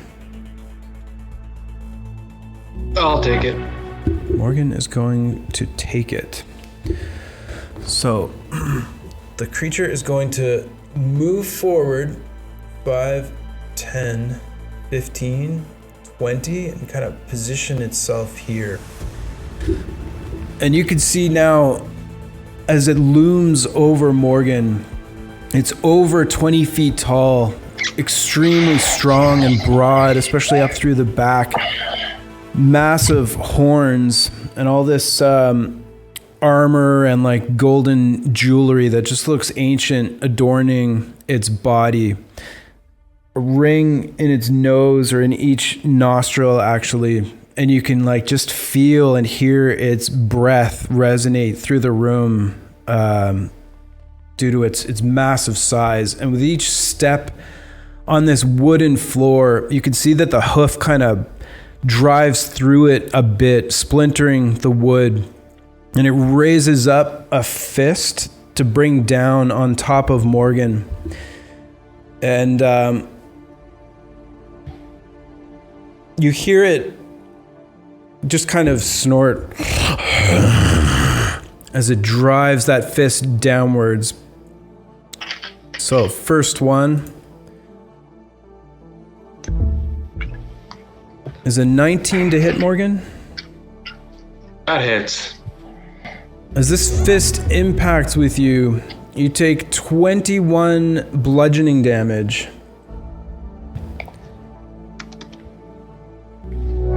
Alright. And then with its second fist, it raises its hand. Can I give it disadvantage? Yep, you're gonna use a Fate Sphere? Yep. Alright. Use a Fate Sphere to give it disadvantage on this next attack.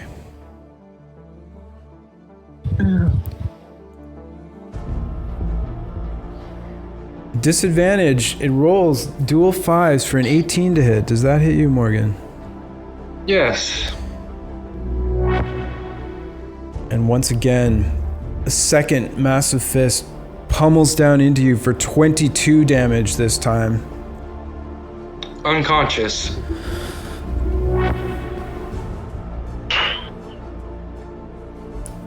This behemoth of a creature, as it smashes down into Morgan, after having moved 10 feet, it's now going to continue 20, 25, 30, 35, 40 to get to here, and it will end its turn there.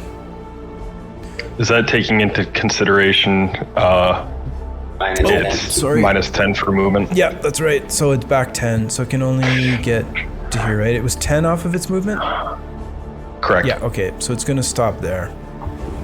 Oh, thank God. That was a good play. So that brings us to the top of round 2 for Daristrix. All right. Daristrix is now going to move his full movement to his right. running past Kaiser on his way, saying, "Nope, screw that." So But fate guides our hand, brother.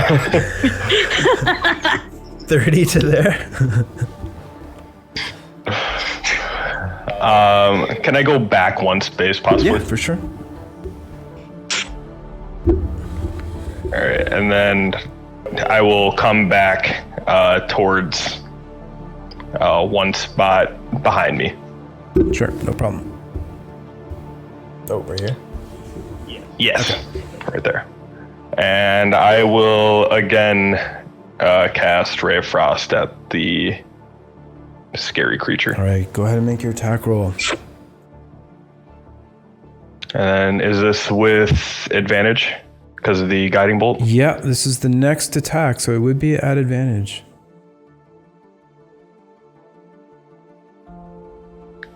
I don't think I'm going to roll with advantage. Nope, I don't think you need to. So go ahead and roll double damage for that. Alright.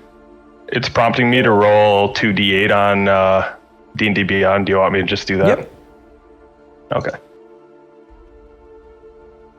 Okay, so 9 on the dice. Is there any damage added from your spellcasting modifier, or is it just a straight 2d8 with Ray? Just a straight because it's a cantrip. Okay, got you.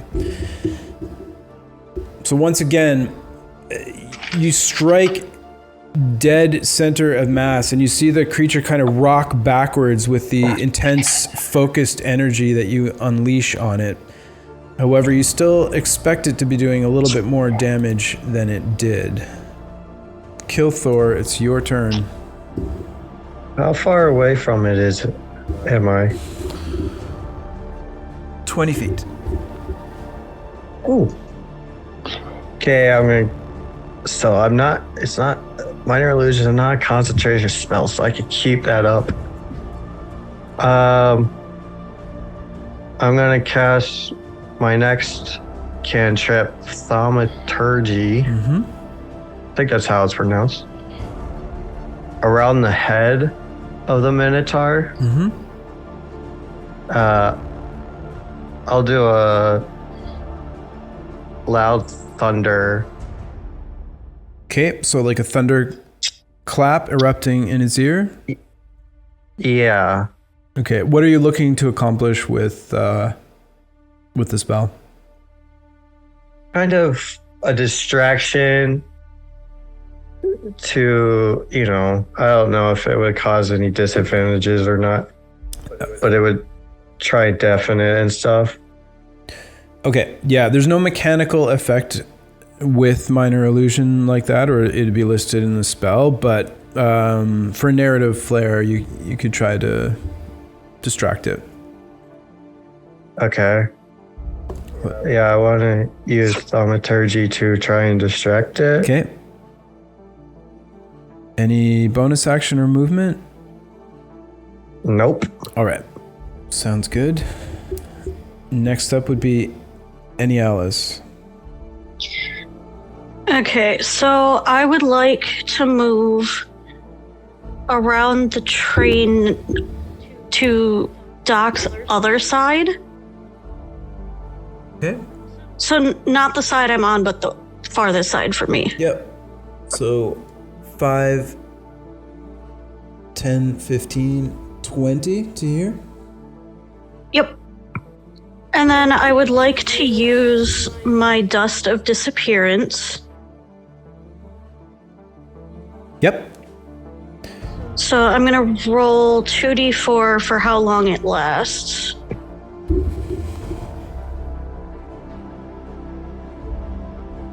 Three. Okay, so we are now both invisible for 3 minutes or until we attack or cast a spell. Okay. That you would make. You and I both. Oh, amazing. Because, yeah, it works within 10 feet of me. Okay, so you guys are both invisible.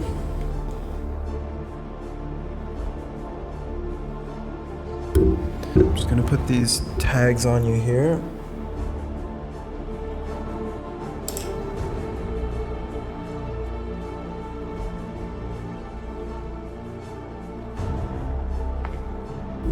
Okay. Now, just clarification on the rules, because this came up after last game. So you guys are invisible, so you can't be seen, but creatures and people still know what space you're in based on the noise that you're making, but they have disadvantage on attacks against you. Okay, so it's not that they don't know where you are, they just can't see you, so they have disadvantage. Coolio. Yep. I'd like to then use the last 25 feet of my movement to get behind the monster as much as possible. Very well. Moving with surprising speed to the rest of you. You don't see, but you do hear the footfalls of Alice on the wooden floor. Did you say you wanted to get here or right up against him? Just behind him. Okay. Sounds good. Anything else for you? No, that's going to be it. Okay. Only because the dust costs an action. Okay, Morgan, after taking 2 incredibly powerful blows from this minotaur-like creature, you've been rendered unconscious and are dying. I need a death saving throw from you at your turn, please. A 6. That is a fail. So your first fail. I'd like to use a fate sphere for him to reroll that, please. Okay, no problem. So Alice uses her fate sphere to allow you to reroll. A 4 is still a fail. Damn I'll it. use one of my own fate spheres. Okay. Go for it, Morgan. They're not going to do you any good when you're dead. 14. 14, that is a pass. Nicely done. Doc, it is your turn.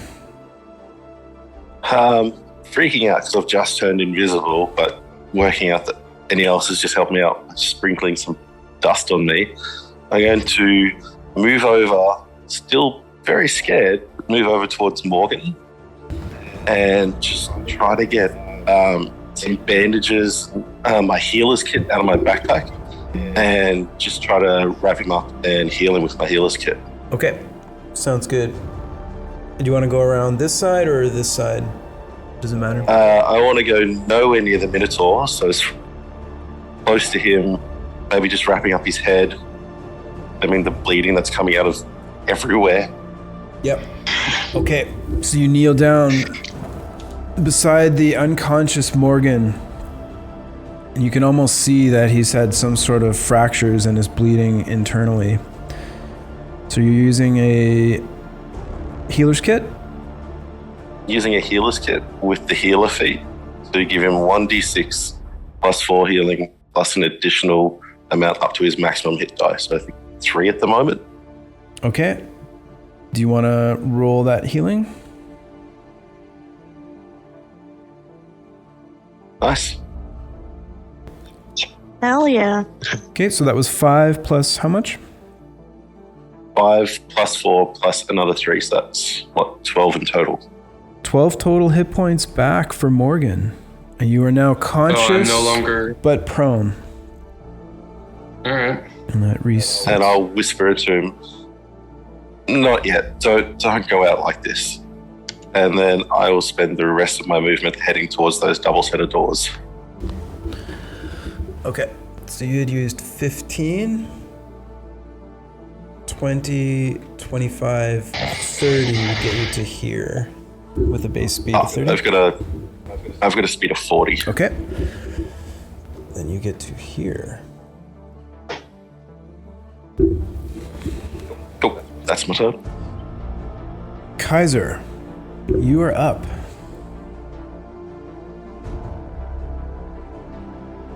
How many feet away am I from the creature now?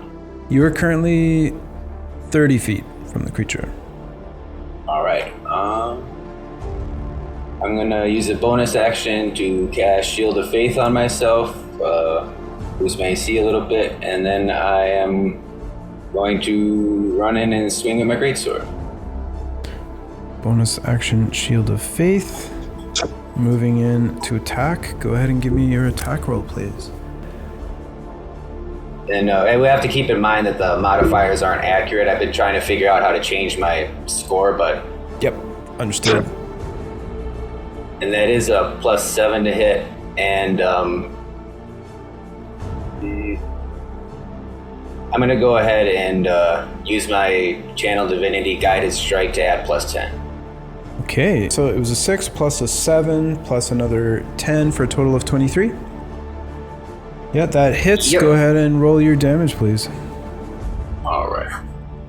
You guys see that his greatsword has that eerie, icy blue material from the gift shop as he strikes across the knee of this creature,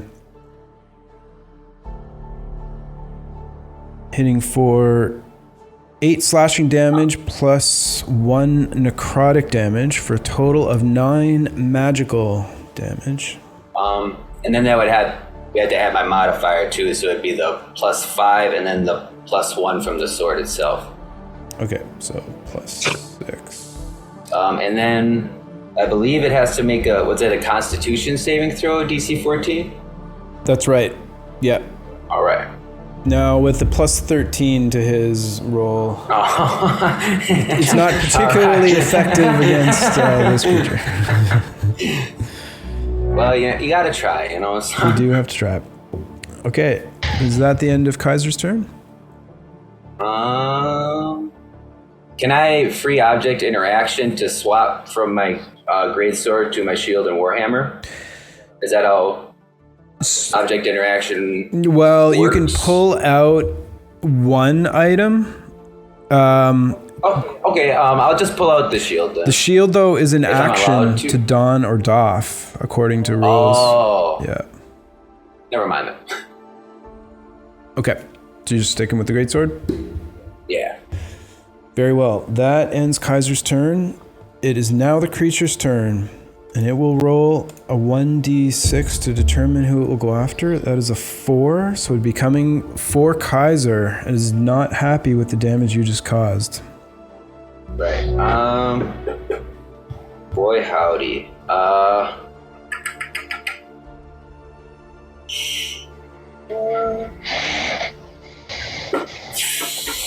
And I saw what it did to Morgan. I got a fate sphere of that. Okay, so you use your second fate sphere to re-roll the target of the attack. It is now coming back to Kaiser with another 4 on the die. All right. It's the 4 curse. The 4 curse decided. continues. Jesus. I really want that on a shirt. Not number 4. We'll make one. You taking it this time? Well, I mean, yeah, I guess so. Okay, Kaiser's taking one for the team. How does the Minotaur react to the thunder in its ear? It turned its head quickly and looked outside to the starry sky and just seemed to come back around. There's no mechanical effect to minor illusion. It's more narrative. Okay. Sorry, were you saying something, Kaiser? No, you go ahead. Okay. So, first attack with its fist is AC 19. Yeah. But, Does that hit you with your Shield of Faith? Faith Sphere to give him disadvantage, I guess? Yeah, that just hits me with my Shield of Faith, though. Okay, sorry, did you say you want to use a Fate Sphere to give him disadvantage? Yeah. Okay, I will roll one more time.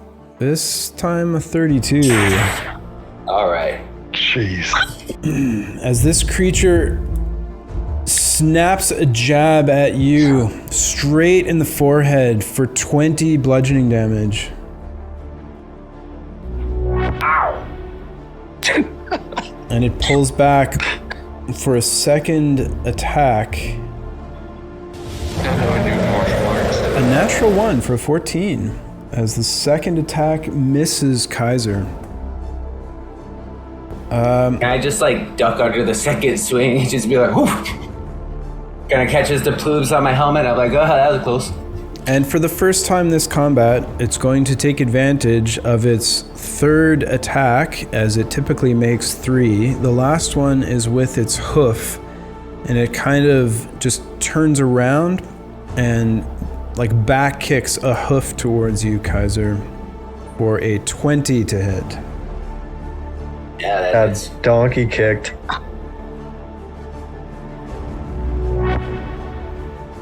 Okay, and you take 31 bludgeoning damage from that hoof attack, and I need you to make a DC 21 strength saving throw. DC 21. Okay, so then this would be with the +5. That second hit, the damage knocked me unconscious. Does that? Oh, yeah, so that would change things then. Okay. Yeah. So All right, if you so got yeah, then knocked unconscious by that second hit, then there really is no save because it's just to knock you prone. Okay. That ends the creature's turn. It also ends round 2. All right, at the top of the order, it is Daristrix's turn. Well, it's been working so far, so Daristrix is going to cast yet another Ray of Frost at the Minotaur creature. All right, let's have a roll. 16. That is not enough to hit this creature. What does your Ray of Frost look like as it's coming out? So it starts as like imagine an oil slick on pavement where it's kind of got that diluted rainbow. Mm-hmm. It starts coming out of his hand like that before turning into like small shards of ice. Okay. So you, and I am also going to use Tides of Chaos to give myself advantage on that. Okay. Is that, you can use that how many times? Like, is it a short rest ability, long rest? Long rest ability. Okay. So you go ahead and use Tides of Chaos. So re-roll that attack. 22. That hits. Fuck yeah. Please roll your damage. As seemingly misses, you call on your arcane ability and send the magical ice back towards the target for 6 cold damage.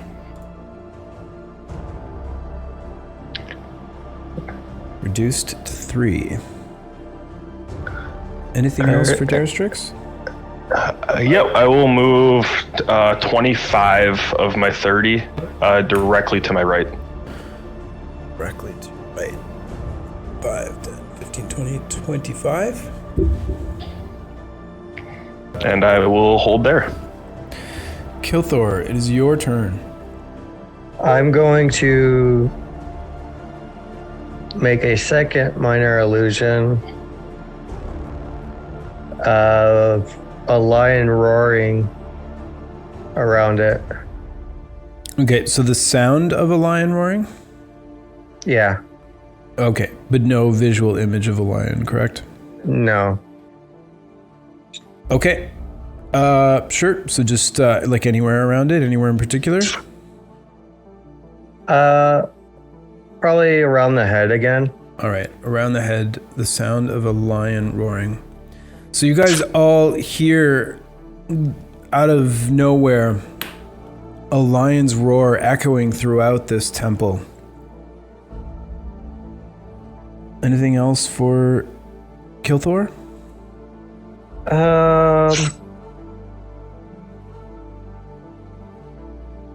I am going to spend another key point to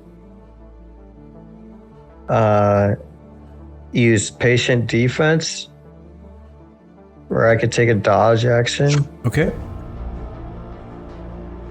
As a bonus action on my turn. Yep. So.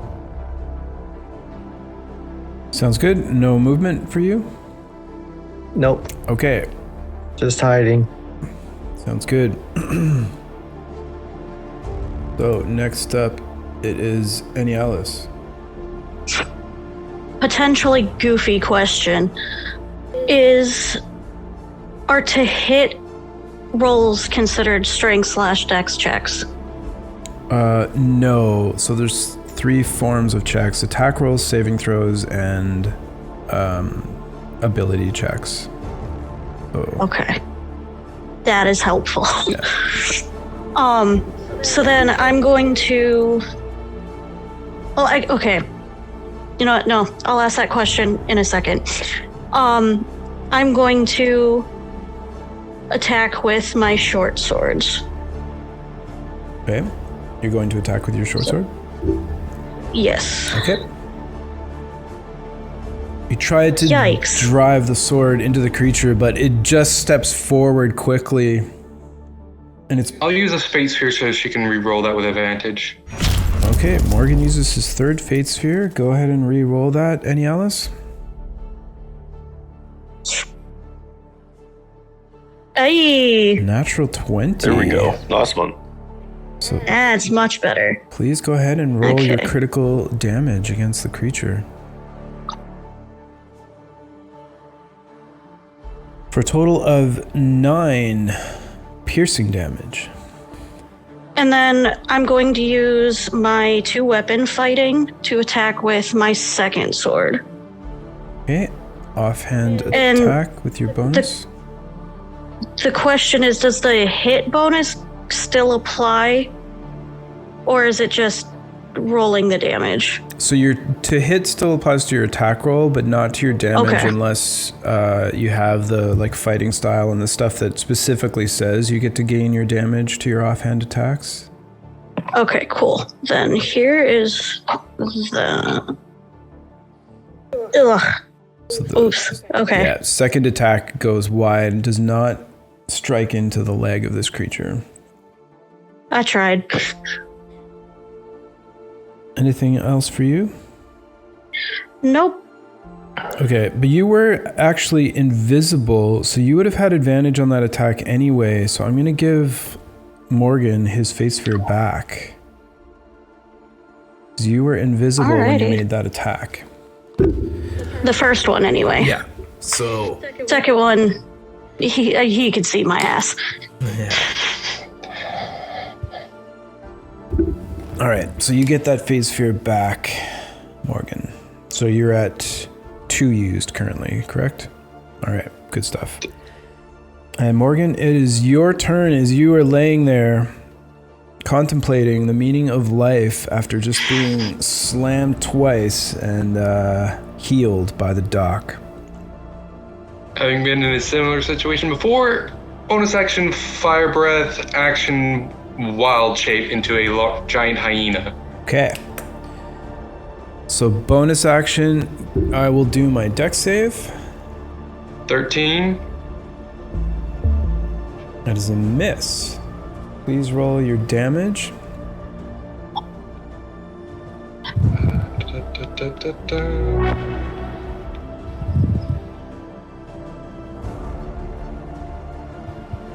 $10. Okay, 4d6 fire damage on that breath weapon. Mm-hmm. A total of 10. And you notice... Morgan's chest will light up orange and then fire will spew from his nose. Not his mouth, just his nose. Excellent. Okay, as that strikes the creature, you can clearly see it's not doing as much damage as you would normally expect, as he is resistant to fire damage. All right, and your action? Wild shape into a giant hyena. Gotcha. Okay. So you are now, and it is a large creature, a giant hyena, or is it medium?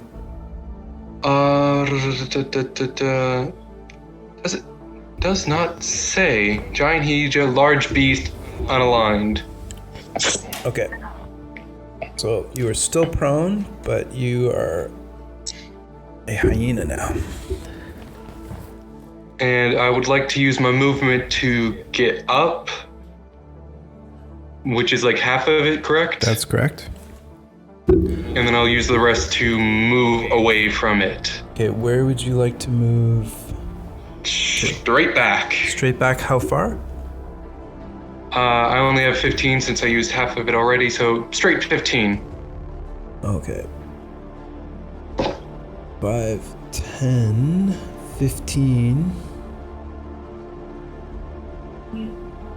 As you move out of his attack range, though, he's going to use his reaction to take an attack of opportunity at you.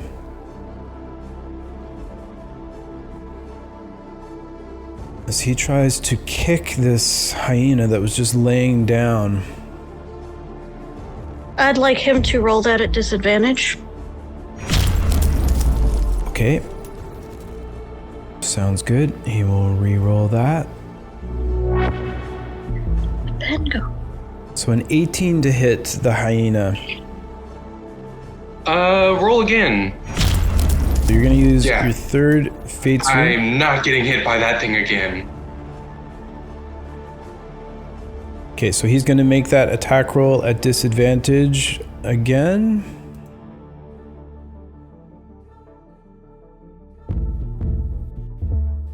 Disadvantage, it is a 15 to hit the hyena. Alright, let's see. Since I have... Apologies, this is a bit one of the weirder things. I have to calculate AC equals 10 plus Dex modifier plus Con modifier, so 10, 11, 12, 13, 14. That hits. Yeah, and when you're a giant hyena, though, you use the AC of the hyena, eh? Not yours? Oh, yeah, right, but you can recalculate your other thing. Okay, I got you, but it's still 14?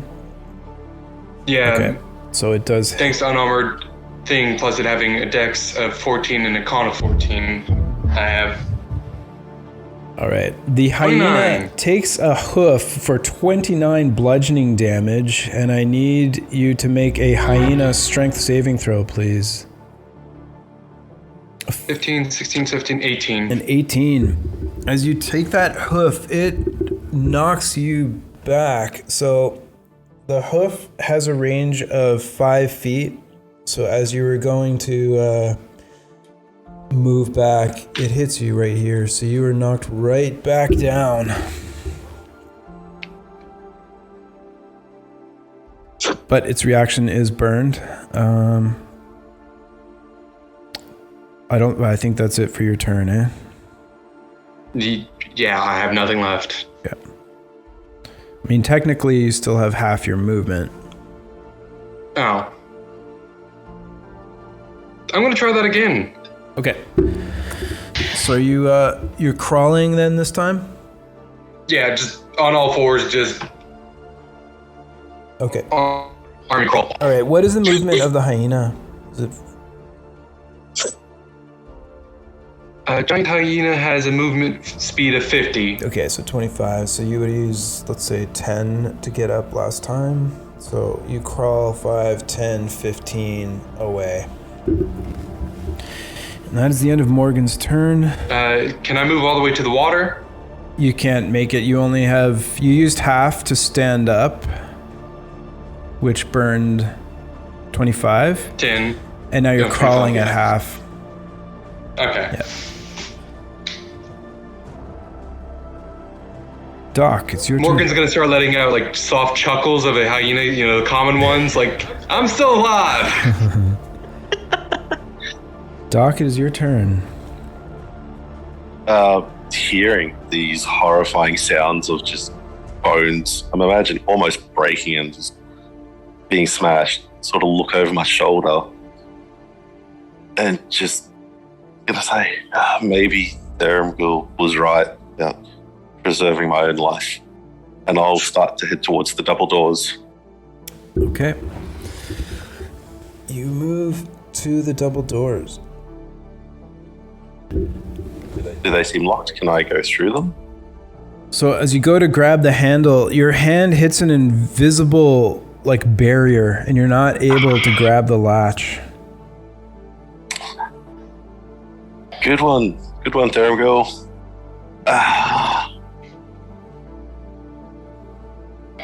Okay, so that was some movement and a free object interaction. Anything else you'd like to do, Doc? Then yeah, I'll start heading back inland a little bit, but skirting the far right edge, like just walking along the water's edge. Okay. With the remainder of the movement. Sounds good. So you've used 15 so far. 20, 25, 30, 35, 40? Yep. And just checking, just with passive perception, there's nothing interesting that I've noticed other than just the wall, the floor, the door. No, with your passive perception, there's nothing that you've noticed in here. Yeah. Okay. Just the water looks, despite the situation that's happening all around you, the water does look very peaceful and calming. Relaxing. I'll look into that just for a moment. Take that moment of reflection. Okay, Kaiser, it is your turn. You are unconscious. I need a death saving throw from you, please. 3. I'll burn a fate sphere for that. Okay, your 4th. For 13, that is a pass. It is now the creature's turn.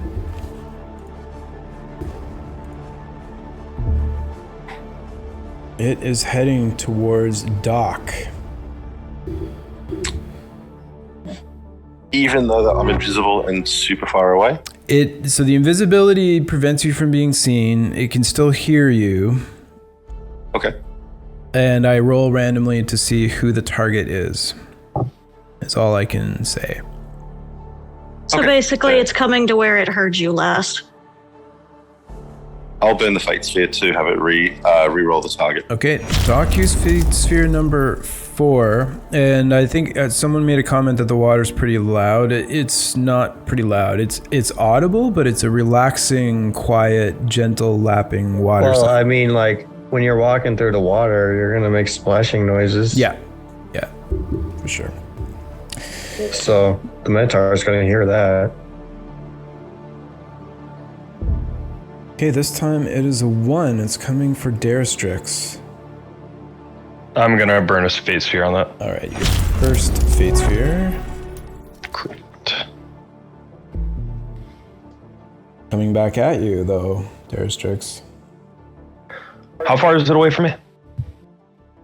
Currently it is 5, 10, 15, 20, 25, 30, 35 feet from you. Sure, I'll let it come. Okay, so you let it come. And its movement is reduced by 10, correct? Correct.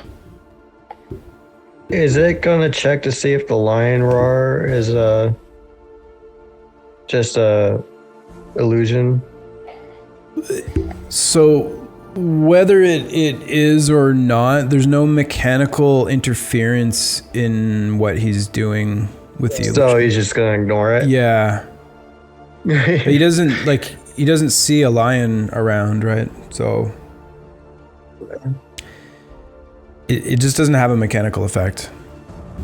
Unless anyone thinks, I'm open to discussion about it, but it's a minor illusion and there's no lion around. Like I can't really see an effect. That's fine. I was just wondering if he would, like, if he was going to ignore it or check to see why a lion is roaring. Yeah, I mean, I think he's constantly spinning around, right, and looking during combat, and there's no immediate threat other than that sound.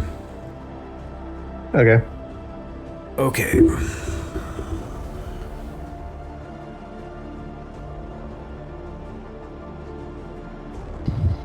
$15, $20, $25, $30.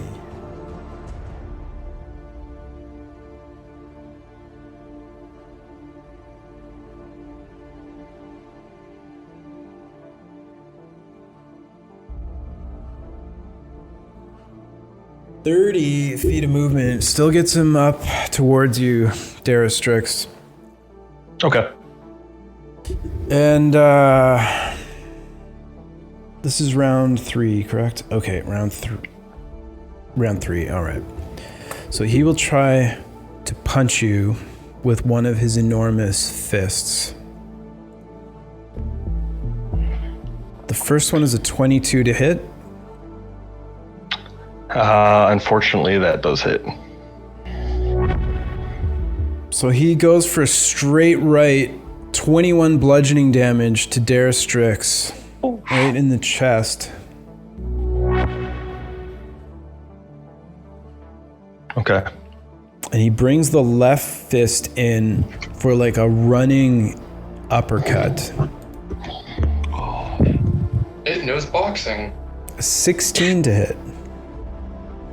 That is my AC, but I'm going to use my reaction to cast shield. Okay, you use your reaction to cast shield. So that second attack off of this magical barrier that you erect, it then kicks forward with its third and final attack with its hoof. DM, point of order 2. Yep. Since I use my Tides of Chaos, with wild magic, you can force me to roll on the table at any time now. Oh, okay. Since I cast a leveled spell. Right, so with the shield, it's now open for that. All right, go ahead and make that D100 roll, please. 78. 78. So the magic within you surges wildly as you feel a spell beginning to be unleashed upon yourself. I need you to make a wisdom saving throw, please. A 10. The magical energy is running wild through you, Daristrix. Transform your body into the shape of a sheep. And you are now a sheep. And I will mark what I you. like to call temporary hit points. Got a sheep, a hyena, and a minotaur. There's a joke there somewhere. Yeah. Okay. So, with that second uppercut hitting the shield and you transforming into a sheep, he takes his third attack with his hoof. A 20 to hit the sheep. Yeah, that hits.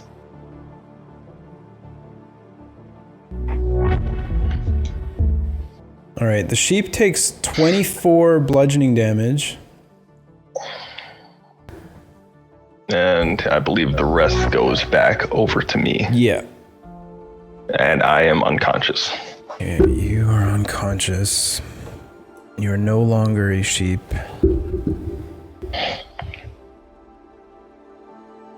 That is the third round for Goristro, which is what this creature is, and the third time someone has gone down. We are now at the top of round 4. Daristrix, it is your turn, so I need a death saving throw from you, please. 19 is a pass. You succeed. That's the end of your turn. Kilthor, it is your turn. I am going to cast one more minor illusion of a lion 30 feet from me. Okay. I guess around the tree or whatever. I get, somewhere that's a sort of like an equal distance between me and the Minotaur. All right. So you cast the illusion of a lion being there. Yeah, because he could still hear the roar. All right. So now there is a visible lion there.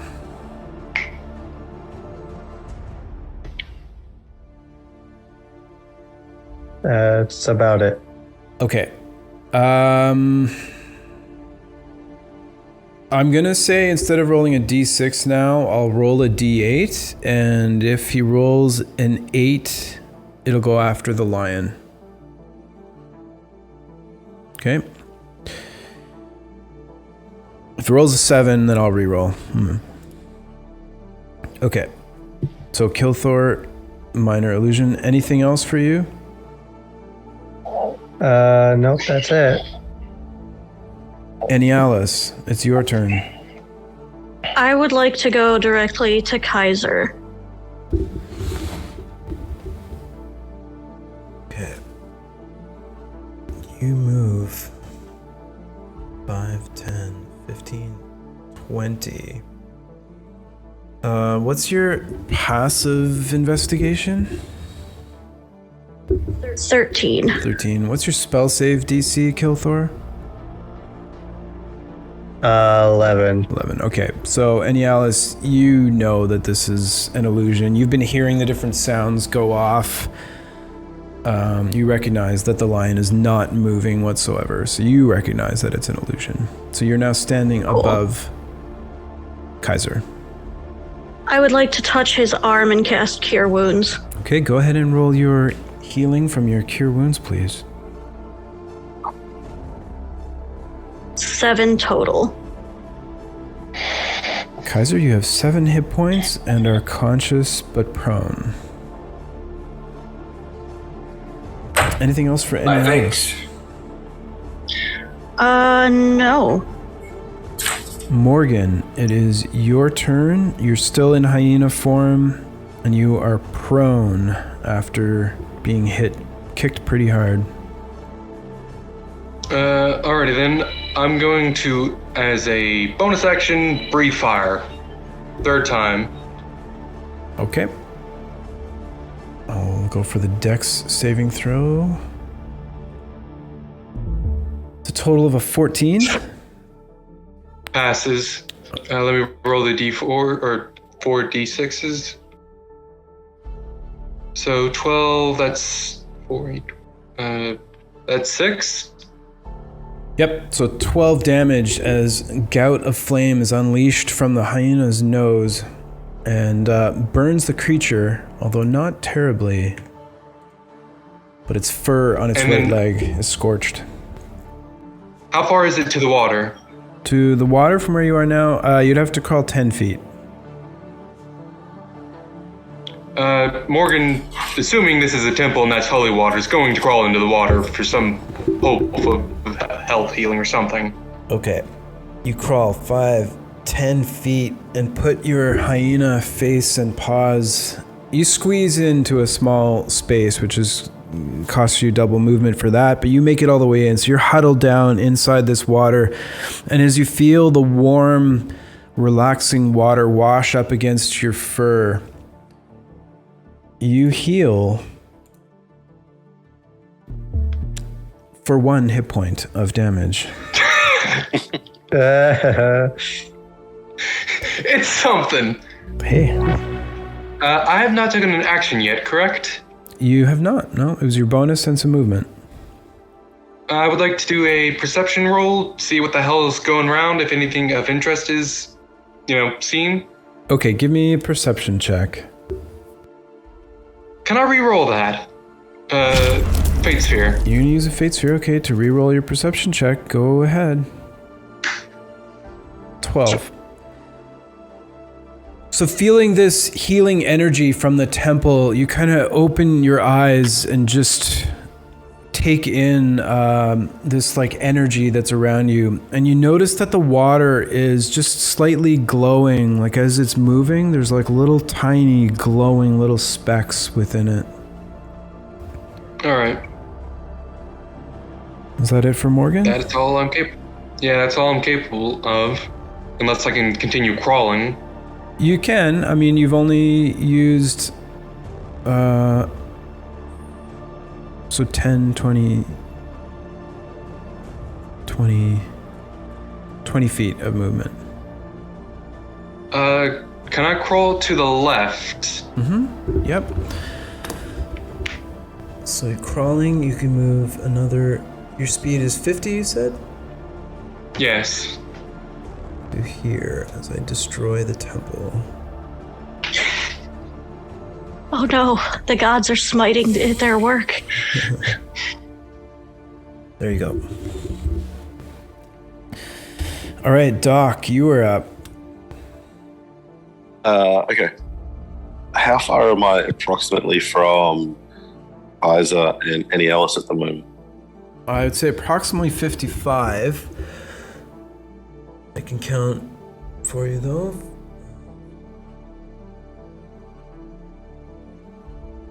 Yeah, 55 to both of them. And Daristrix is closer or further away? Daristrix like he's a little closer. Is probably the exact same.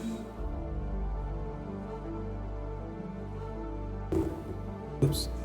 5, 10, 15, 20, 25, 30, 35, 40, 45. He's 50 away.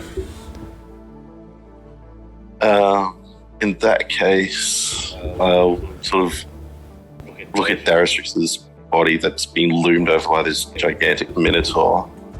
Say sorry.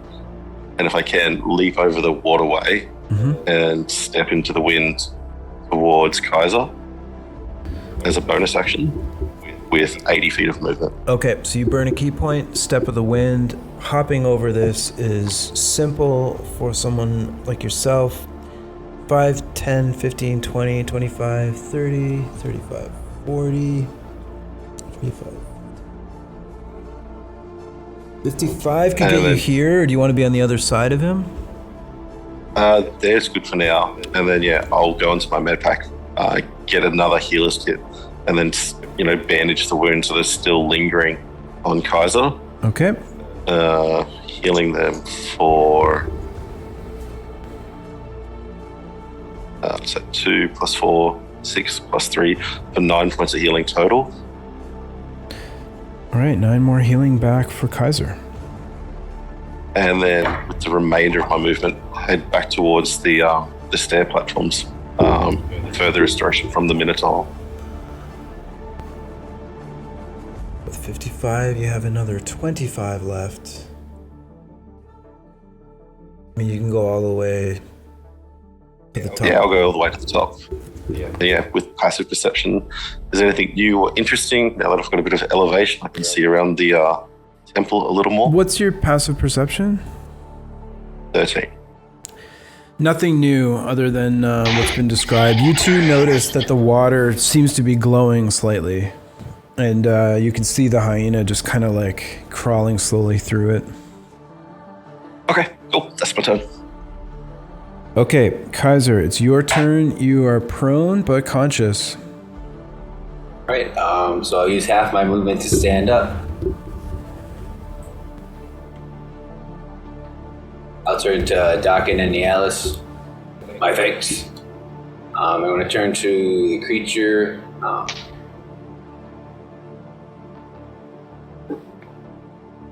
going to cast another guiding bolt. Okay, attack roll, please. 12 to hit with the spell. It goes wide, slamming into the wall as your radiant energy dissipates. I will end my turn. That ends Kaiser's turn. It is now the Goristro's turn. So it's a D8 now, 7 being a reroll, 8 being the lion. An 8. He is going after the lion. Clutch. Thought I remember that. He turns and in frustration breaks off some of the branches of this beautiful ancient tree, turns towards the lion, looks a bit shocked in disbelief, and charges forward at this predator using 15 feet of movement, and will use one of its... Oh no, he used 15 feet of movement? Okay, you guys see now he's getting frustrated, and as he eyes the lion from beside the tree, you just hear this like... and he drops his horns down, charges forward like a bull to do a charging gore attack, and kind of just continues forward by a few feet right beside Kaiser, as he goes right through the lion, realizing that there is nothing there, and just scans around the room to take a look at all of the targets that are here, recognizing what's real and what's not. Having burned one of his attacks, though, and 20 feet of his movement, he's now going to target Kilthor. Having seen him move over this way, and although Kilthor is hidden, he's going to head over in that direction. 5, 10, 15. Can I take an opportunity attack? An opportunity attack on him? You sure can. Yep. Hell yeah. Does he know I'm stairs? Like, or Not yet. does he see me yet? Not yet. Oh, not yet. I think he would. Oh, so he just saw me go that way. Yeah, that's right. I think when you cast the second minor illusion, the previous one drops though. Oh, yeah. Does it? Here, let's go to the rule book on it. Let's make sure. The illusion also ends if you dismiss it as an action or cast the spell again. Okay, there you go. Yeah, so. Okay, so you're in plain sight. Should I use my sphere to go after somebody else? Yeah. So I'll just move it back. To where it was, so, Rudy is right We'll here. ignore that attack roll then. Yep, I will. Okay. So, well, Really, I said that it used the gore attack, so it can only do one of those.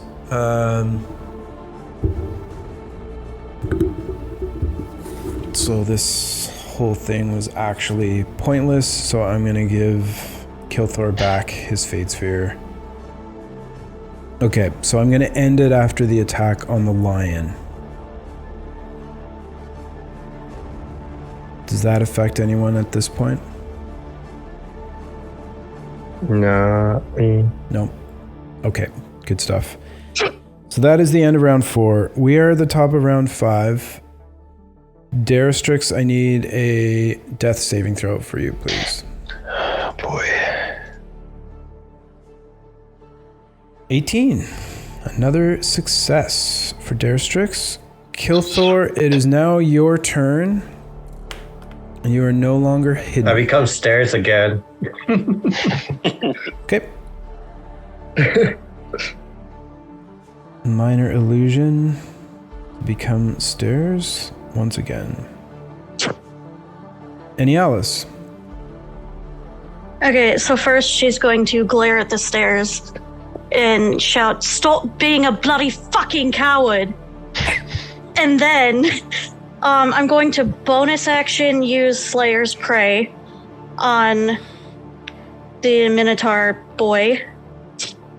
Yep. And then I'm going to attack again with my short sword. Yeah, Slayer's Prey on the Goristro. Natural 20. Nat 20, let's go. Nice one. Okay, All right, so so- Slayer's Prey gives you some extra damage too. Yep, gives me an extra 1d6. Okay, so you get 2d6 for that, and then double short sword, which is 2d6. So 8 for your short sword. Plus 5. 13, but another d6 because of the crit. Oh, okay. Dope. Yeah, all your dice are doubled. Love that. 4. So 17 13. total. yeah. Non-magical Wait. piercing. Yep. I'm also going to. No, I'm not, because that is a bonus action and I already did that. Never mind. Okay. Okay, So that's that's all. everything for any Alice. Yep. Okay, Morgan. Since I'm still in the water, do I get healing or no? Yep, at the beginning of your turn, I will roll you another 1d6 of sweet, sweet healing for 5 more hit Hell points yeah. back. Somebody push my limp body into the water. How close are you to the water, actually? I have no idea. Like 10 feet, probably. Yeah. See, I wanted to come heal you, but If I stand up and then move, that is 5. How much would it take to get to the red one? The red mini? Yep, so your movement is 50, correct? Yes. Is that what you want to do? You want to try to stand up and move to him? Would that... Yeah. Okay. Standing up takes 25. Alright. Because it would take way more movement if I was laying down. Oh, yeah. 5, 10, 15, 20, 25 gets you to here. That's your full movement. Alright. How can I drag his unconscious corpse into the water?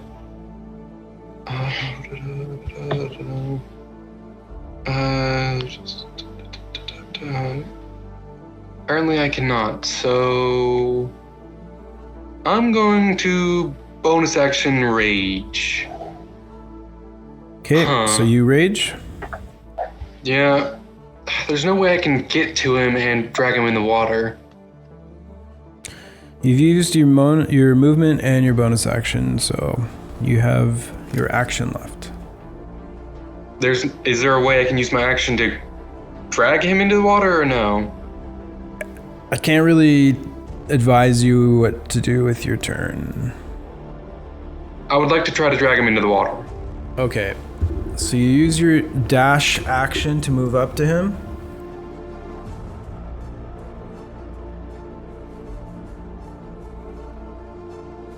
What is your strength as a giant hyena? Strength is 16. All right, Daristrix, how much do you weigh? Do you know? It was 185. Total? Yes. Plus the gear I'm carrying, let's see, plus like 120. So about 300 pounds. Okay. Give or take. You should be okay then. You can push, drag, or lift a weight in pounds up to twice your carrying capacity, which is 30 times your strength. So 16 times 30, that's 480. So if my math is correct. You would pull someone at half speed. So I think that you used 5 more to get to where you are. You only need an extra 15 to push him in. So yeah, you deposit Daristrix into the healing waters, and he... Can I get on top of him? Do I have enough movement for that?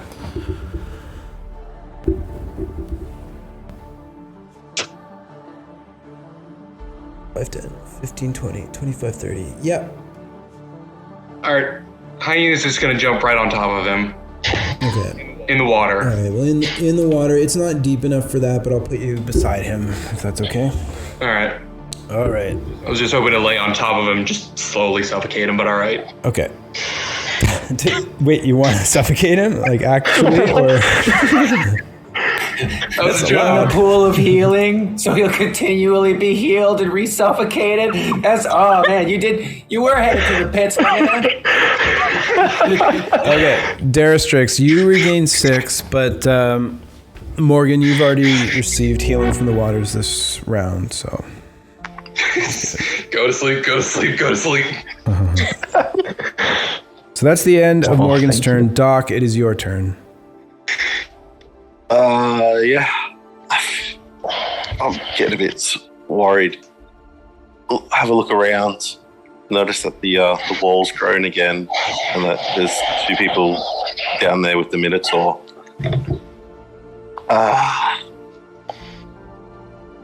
I think Doc's probably just gonna have a really good look around. Like, is there anything up on this platform, like using an active perception?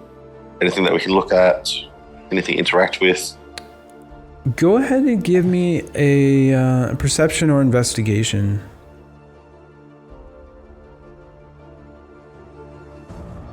17. 17.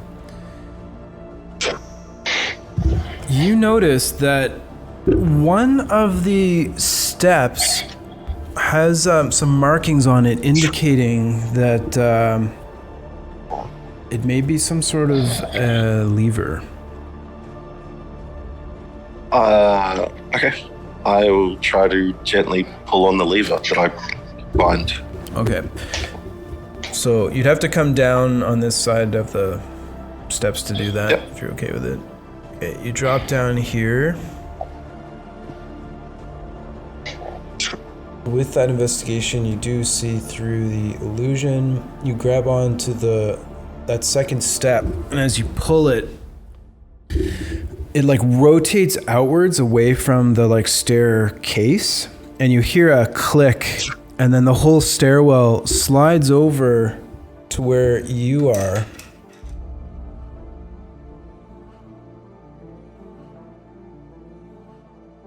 Revealing a compartment under the platform where the water flows through. Okay, I'll go have a look what's inside there. Okay, so you've already used your action. With your passive, do you have dark vision? I do not. Okay, so looking in right now with your passive, you can't really make out any great detail. Just with the bit of light that's shining in from the angle you're looking at, you can see what looks like a wooden chest.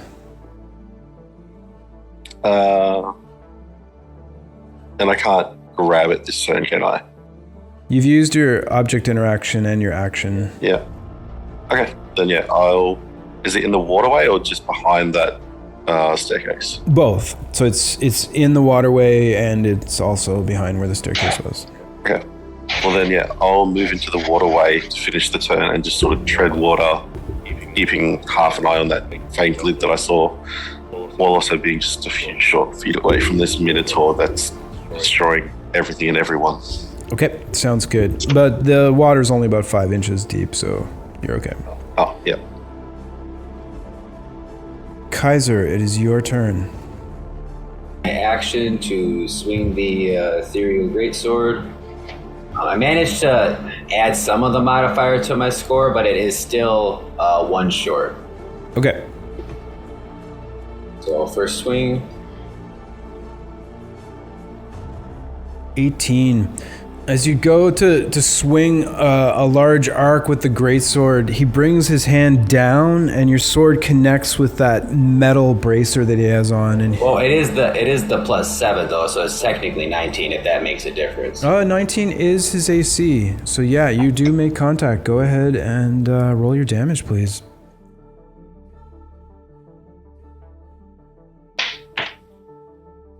Okay, 5 plus your 4 for 9, and the extra 6 is all 5 of its strength? 5 of its strength, and then the +1 from the... All right, so 15 magical slashing damage as you cut a gash across the creature's quad just above its knee.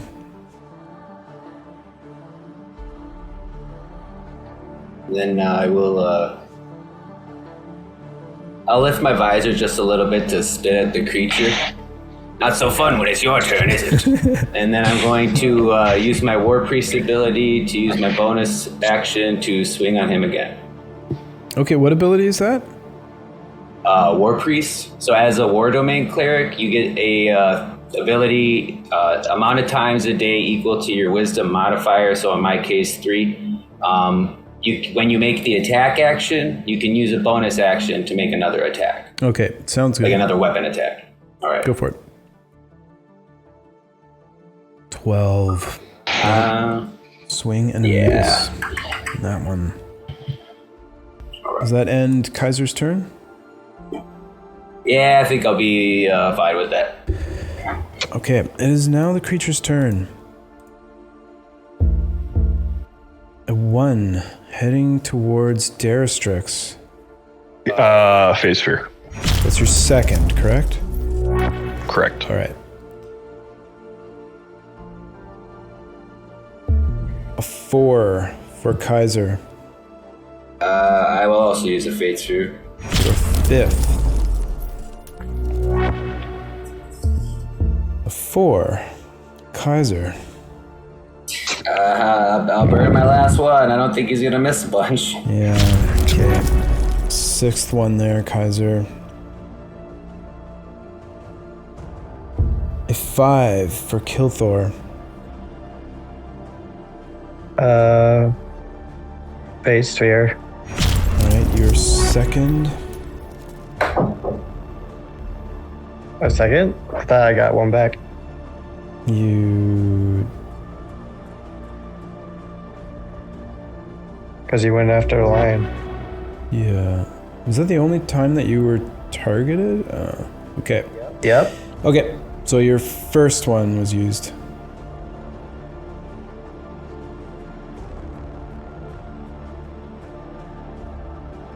So Morgan.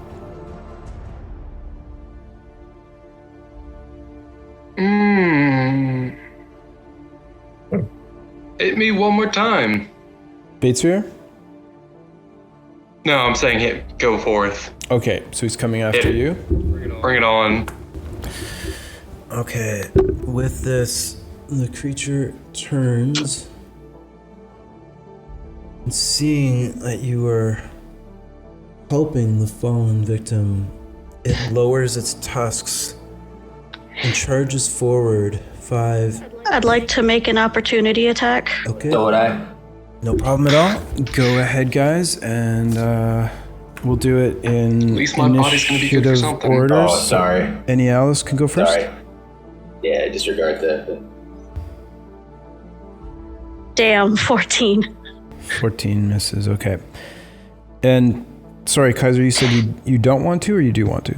Oh, no, I rolled before you said when to roll, so I was just saying to Oh, okay. disregard that.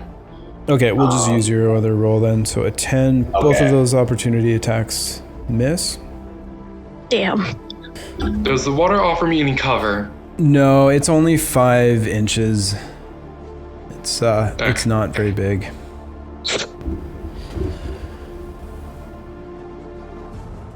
okay, so he was here. So 5, 10, 15, 20, 25 to get in range for his gore attack.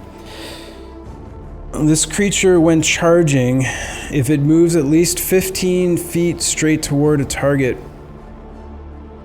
and then hits with its gore attack, the creature takes an extra 7d10 piercing. So I'm gonna use a Fate Spear to give him disadvantage. okay, so it's an 18 to hit so far.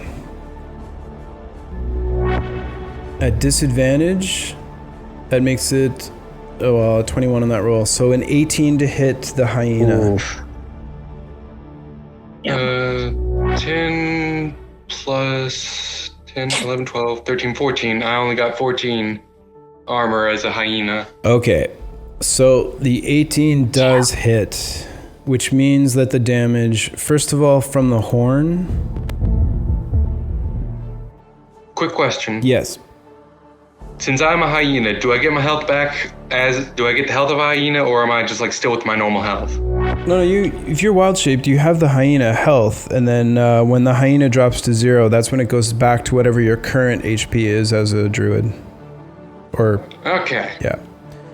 Okay, so 42 piercing damage from the horn, plus the extra damage from the charge. So a total of 77 piercing damage as you are Okay, gored. so 77 minus 45, 77 minus 45. Your hyena had how many? 45. Hyena had 45, and before this attack, how many did it have, like, current hit points? It had 45? Yeah, since it was being healed. Okay, so it takes 45 of the 77. Yep. There's 32 left. So how many hit points does Morgan have currently? Without the healing, I believe it was 8. You had 8 left and your max is 25? Yep. Okay, hold on. You had 8. Your max is 25. So you have... It's 24. Yeah, it doesn't kill you outright. By 1 hit point. Oh, Jeez Louise. If it did one just more hear a loud damage, you would be killed outright. So, Morgan is down and dying. And that is the end of the creature's turn and the end of round 5. We are at the top for Daristrix. You are conscious with 5 hit points, was it? 6. Okay. What would you like to do? Well, since I'm still in the water, do I heal at all? At the top of your turn, yeah, you receive, I should say, 5 more hit points of healing. Sweet. Alright. I will also drink my potion of greater healing. Alright, bonus action, potion of greater healing. Go ahead and give me your Correct. 4d4 plus 4. So 11 plus 4, 15. 15 more back. Okay. What would you like to do for your turn? Rest of your turn. I am going to stay where I am, and I'm going to cast Blade Ward on myself. Right. Do you mind just reading out Blade Ward for everyone to know what it does?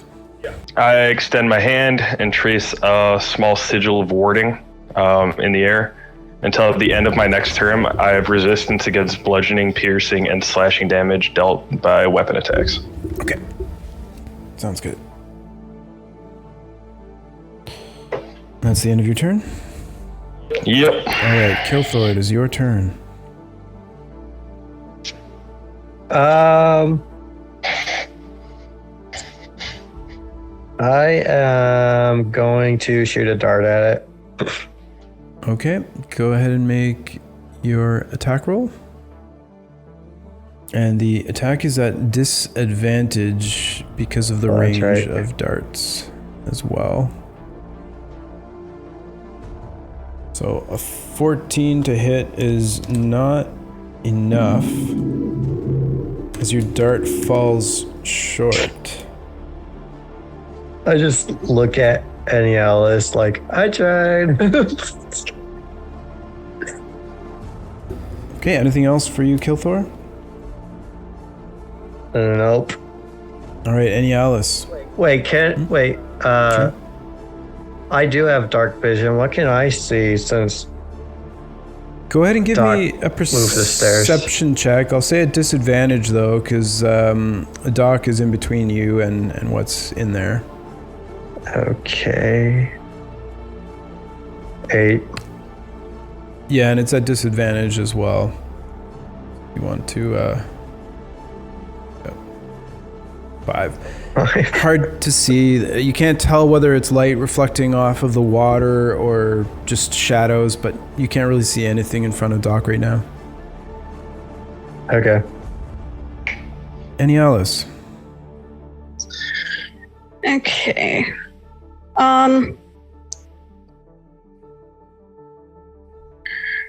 Yeah, I'm just gonna move up to the creature and attack again.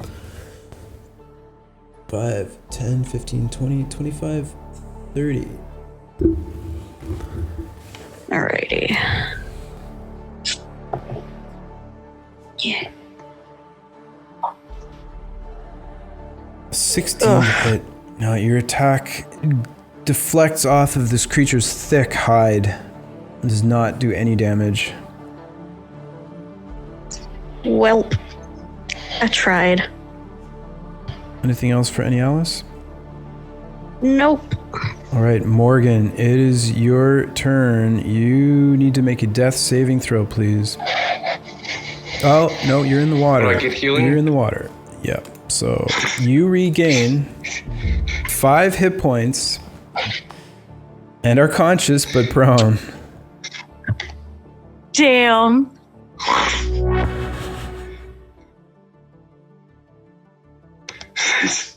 Staying alive. Maybe this. Staying alive. Yeah. Maybe this cat does have 9 lives. DM, I forgot to ask if I could stand up. Is that something I would have been able to Oh yeah, for retcon sure. into doing? Yep. Okay. You want to be standing? Yes, please. Do I still have rage or no? No, your rage drops when you go unconscious. So you would have gone Bloody unconscious and then gotten healed. So your rage is gone. All right, then bonus action, rage, and I'm swinging at it with my great axe. Okay, go ahead and make your attack roll, please, at disadvantage. Can I stand before? Yep, sure. Can I stand? Yep. Doesn't matter. It's a 10. Damn. Unless there's some bonus to attacking with rage. I'll use a sphere for him to have advantage. Okay, so Kilthor uses Fate Sphere. Go ahead and roll again. That's your second for Kilthor. Morgan, go ahead and attack again. 11. Okay, that's still a miss. So getting up out of the water, feeling that healing properties, you're still a little disoriented from the massive horn that went through your midsection, just about impaling you through to the wall. Understandable that you missed that attack. Anything else for you, Morgan? I was thinking of trying to suplex the thing, but that's not going to work. That would be impressive. You bonus action rage and then attacked with your action, so really all you have left is movement right now. I'm going to stay in the water. It's safe. Okay, Doc. Well, I ain't died yet, thanks to it. Doc, it's your turn. Just for clarity, which mini is at the back of the room near the temple stairs? So this one here is you, and then this one's Kilthor. No, the one more in the middle. That's Kaiser. Oh, cool. Yep. Then I'll grab the chest if I can, like unless it's bolted to the ground or something. Just try to grab it. So using your free object interaction, you grab onto the chest, and yeah, it's extremely heavy. Oh. That heavy, then I'll try to pop it open with my action. Okay. So with your action, you go to try to unlock the chest. And similar to the door handle that you tried to grab, you can see that there's a magical barrier over it. Somehow, without this room being resolved, you do not have access to the chest. Oh, okay. Well played there, Ghoul. Then I will just use my movement and I'll get to adjacent to Kaiser. All right. Whisper across to him. Are we there yet? Like, is this just how your battles normally go? First time I've been dropped on the field of battle, but this is definitely the worst battle I've seen yet. I thought you were a general. I thought you've seen battles before. Yes, but we were always the victors. Okay. Are we not? So just point of note, guys, you can't actually respond when it's not your turn. The battle is still raging. So Kaiser, it is your turn. All right. Am I within? Yeah, I'm within 60 feet of the creature, right? Yeah. Okay, so I would like to cast Sacred Flame, actually. Sacred Flame is cast. I'll make my Dex save, which is a 12. All right, my save is 13, so Go ahead and roll that. Roll your damage, please. This is 1d8 radiant. The creature takes 5 radiant damage as your holy energy blasts down from above. Bonus action, drink a healing potion. 6 2, so total. plus 6. Back. And that ends Kaiser's turn. It is now the creature.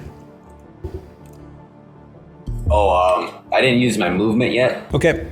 If I could, I would like to use my movement to back up into the water. Sure.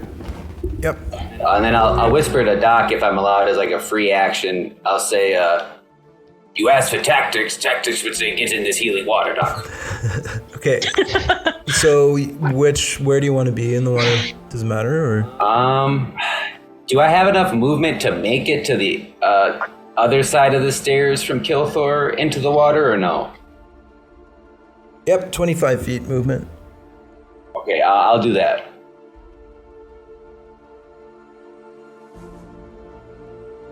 Well, technically 30, but you have 30?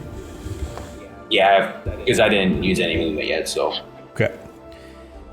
All right, creature's turn. The target selection was a 5 for Kilthor.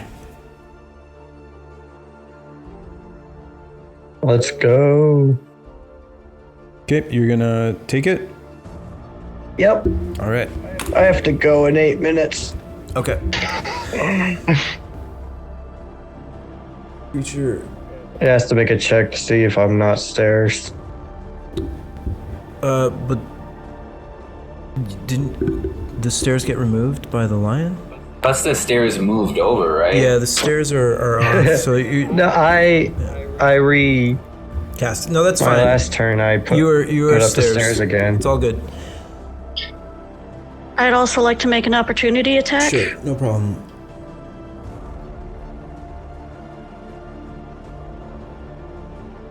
$40 gets him to here. All right, go ahead and make your attack of opportunity, please. Rude, dice, rude. 14 misses. Okay, so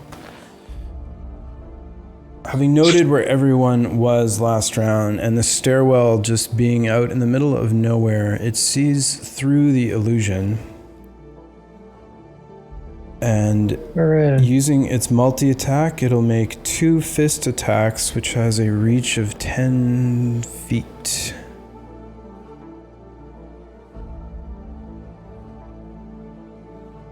So, first one. 27 to hit. Yeah. And he hits Kilthor for 19 bludgeoning damage. And I have resistance to that. So you take 9. Okay. And then with his second attack,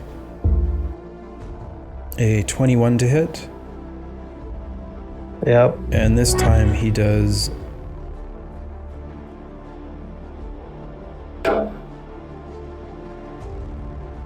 so clicking on the dice does not make them disappear. This time he does 21 bludgeoning, which you have resistance to, so you take 10 more bludgeoning damage.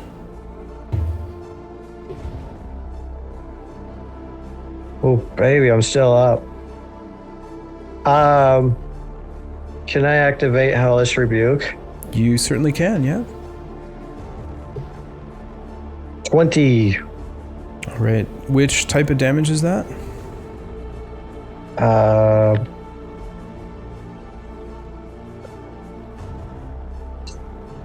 Fire. Fire. Okay, so as that second punch lands, magical fire erupts out of Kilthor at the creature, hitting him for 20 fire damage, reduced to 10. Oh, wait. Oh, did it make a save? Oh, what save? It has to make a dexterity saving throw. Okay, dex saving throw. What's the DC? It failed. It's a 7, natural 1. So it would have, yeah, it would have taken the 10 fire.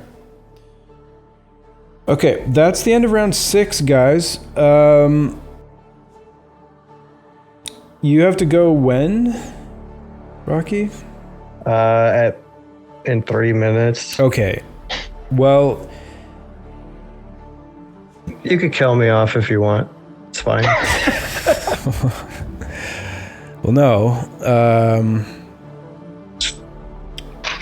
I think it's 5 o'clock now. We can end things here. I'll probably send you guys an email. Maybe what we'll do is, since we need to finish this fight, that's a lot to do all in one day next week. So maybe we'll finish this one, do the intermission actions, and then maybe just go straight into split the party or something like that. But we've got all week to talk about it. I really should have just drowned you in the water. Oh, but that wouldn't have counted. Yeah, it wouldn't have counted. The creature has to kill one of us. Did I have to kill him? Yeah. How are we all still alive? Oh, right. It's 6 rounds. Hey. Because I'm a stubborn pain in the ass. Because I'm a stubborn pain in the ass, and I killed Morgan right out. Or I made sure Morgan could live right out the bat. Yeah, and I felt pretty sheepish during this fight. When you've got healers keeping people up, I mean, they're keeping you in the fight, right? So it's good. You guys lasted a long time. I mean, really, every round this creature hits, he was bringing someone down. So yeah. Stay alive. I'm on 5 hit points, baby. Okay. Same. So we'll end it there, guys, and I'll be in touch during the week to figure out how to end things next week. All right? All right. Thanks, George.